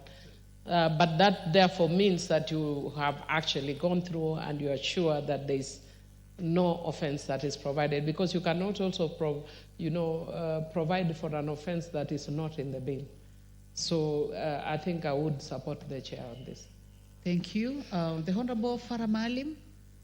Chair, I also want to support the chair in this. This is too far-reaching, too open to abuse, and it's not something that you can just do it in the manner we have done right now in a generality and say any person who commits an offense. And basically, it can always be covered under the subsidiary law, which is going to be more exhaustive in my opinion. Thank you very much. Chair, after all that support, do you still want to make a comment, or I go ahead and put the question? Yes. Allow me so that we can carry the members along. It is actually for the reason that has been mentioned by the Honorable Zamzam and Honorable Mishimboko. You can see the general penalty was providing for a very steep penalty. And that what is unforeseeable could be something so trivial. And that is why, Madam Chair, if there was anything unforeseeable, I believe it can live in the subsidiary laws like the regulations, Madam Chair. I thank you and I move. Thank you. I now put... We clear in our Honorable minds. Maalim. Yes, just so that we, because of the gravity of this kind of a matter and the consequences that are very, very severe, it's important that we give it as exhaustive engagement as possible. But already it says obstructs authority and says commits an offense shall be liable for. You've already prescribed what do you call a penalty for that, and then you come in a very general one and says anybody who commits under this act. I think we should get away with it and just allow how the chairman has done the amendment on this one. We are going in a very dangerous direction. Let's delete it. Delete it. I will go ahead. Delete the whole of statement. Honorable members, I now put the question that clause 64 be deleted as proposed by the chair. Be deleted as proposed by the chair. Will as many as have that opinion say aye? Will as many as have a contrary opinion say nay? The ayes have it. Clauses 65, 66, and 67. I propose the question that clause 65, 66, and 67 be part of the bill. There be no amendment. I now put the question that clause 65, 66, and 67 be part of the bill. Will as many as have that opinion say aye?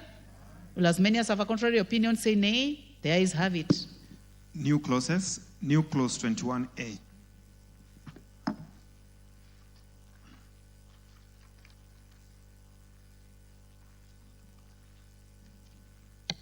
I call upon the mover now to move second reading for this new clause. Madam Chair, allow me, because this is a new clause, to read it in its entirety. I am proposing that the bill may be amended by inserting the following new clause immediately after clause 21, and this is a clause on the Museum of Science and Technology in a Technopolis. Madam Chair, it should now read as 21A. The authority shall establish and manage a museum. Madam Chair, kindly protect me or provide for.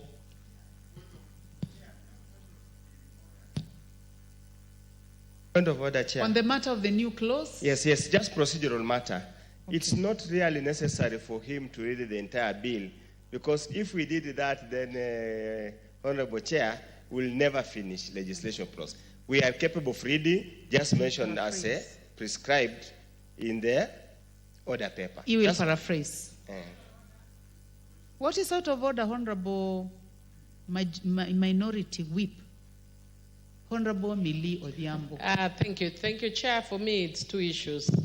One which is procedural, that when it's moving, it should actually first just indicate that I move that it be read a second time.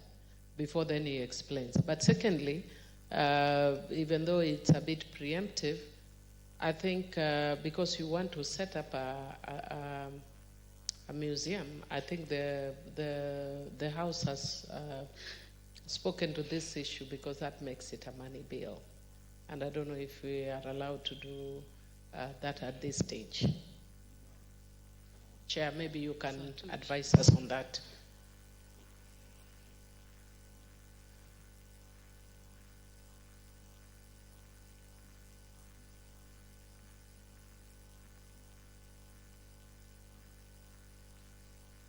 Well, now that these amendments have come from the committee, they have been processed, they have gone through the office of the Speaker, and they have been brought to the Committee of the Whole House.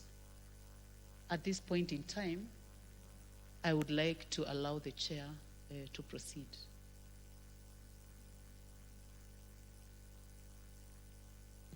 Madam Chair, the amendment here is to bring in this, and Madam Chair, I do propose that the bill be amended by inserting the new clause immediately after clause 21 as it is appearing on the order paper, Madam Chair. Okay. I now propose the question that new clause 21A be now read a second time. Any interest in this?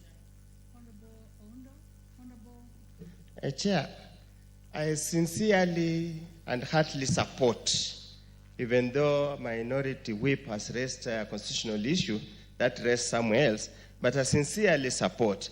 And as I support, Honorable Speaker, I remember I was taken to a tour of Houston Space Museum in Texas, somewhere in the US, and I was mesmerized, truly mesmerized. And I just hope, it took me to science. But I would really see the way it is said, Honorable Chair, is at the discretion of the authority.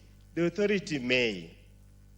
Can it make, because again, in this House, I think we had a motion that called for the establishment of a science museum, which I think, if I'm not so sure it has been adopted or not, can we make it mandatory?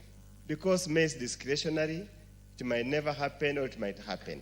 I was just wondering, probably you had a good reason why you chose to use the word may instead of just establish. Chairman, what is your comment on that? Madam Chair, it is actually not may. And I know the Wakilis here can tell us the difference between may and shall. Shall obligates, and may is as what Professor is saying. And the proposal, and that's why I was reading it, Madam Chair, but the proposal is that the authority shall establish and manage a museum of science and technology in a Technopolis. So it is shall. We need to confirm whether that is the position.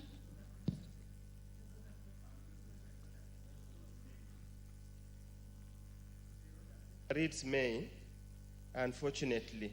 I'm going to give a chance to the chair to consult 2 minutes. Yeah, please. The other paper reads may.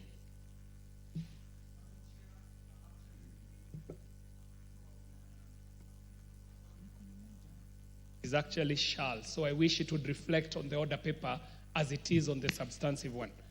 It is. So then I'll give you time for that to be corrected. 2 minutes. Okay, let me.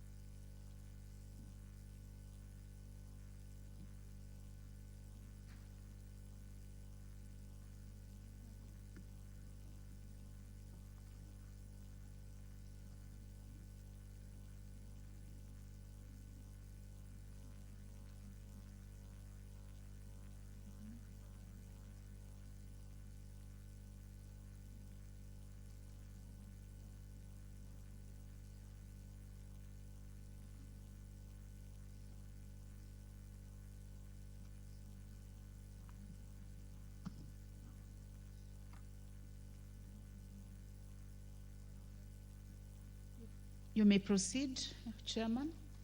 Madam Chair, I thank you for the magnanimity. And thank you very much, members. And what I will do, Madam Chair, for us to be able to have a tidy process, allow me to move it as further amended so that it reads that the authority shall establish and manage a museum of science and technology in a Technopolis. And in that way, it even covers what the Honorable Professor Undo is saying. Madam Chair, I propose to move as further amended.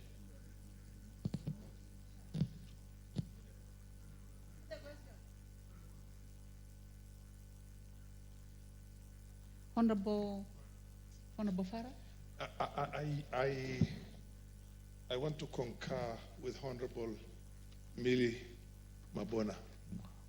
If it's definitely going to involve additional resources or resources for putting up that thing. And I think it's easy for anybody who is a busybody to contest that. And in any case, the shall itself on matters of developmental, which is a progressive thing, even if you put it shall, then determine when will that shall be. Is it immediately established, or 2 years down the line, or 3 years down the line? And I think, in my opinion, we have to amend it a bit further. If you want to retain the shall, then you have to say at the you put certain appropriation, a certain appropriate. You must be conscious of the fact that those resources cannot be available instantaneously.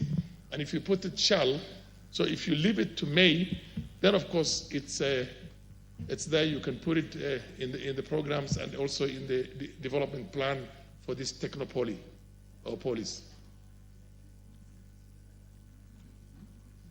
It is a money bill, but this is an additional. Noted. I think you have made your point. Honorable members, I would like to appreciate that it takes a process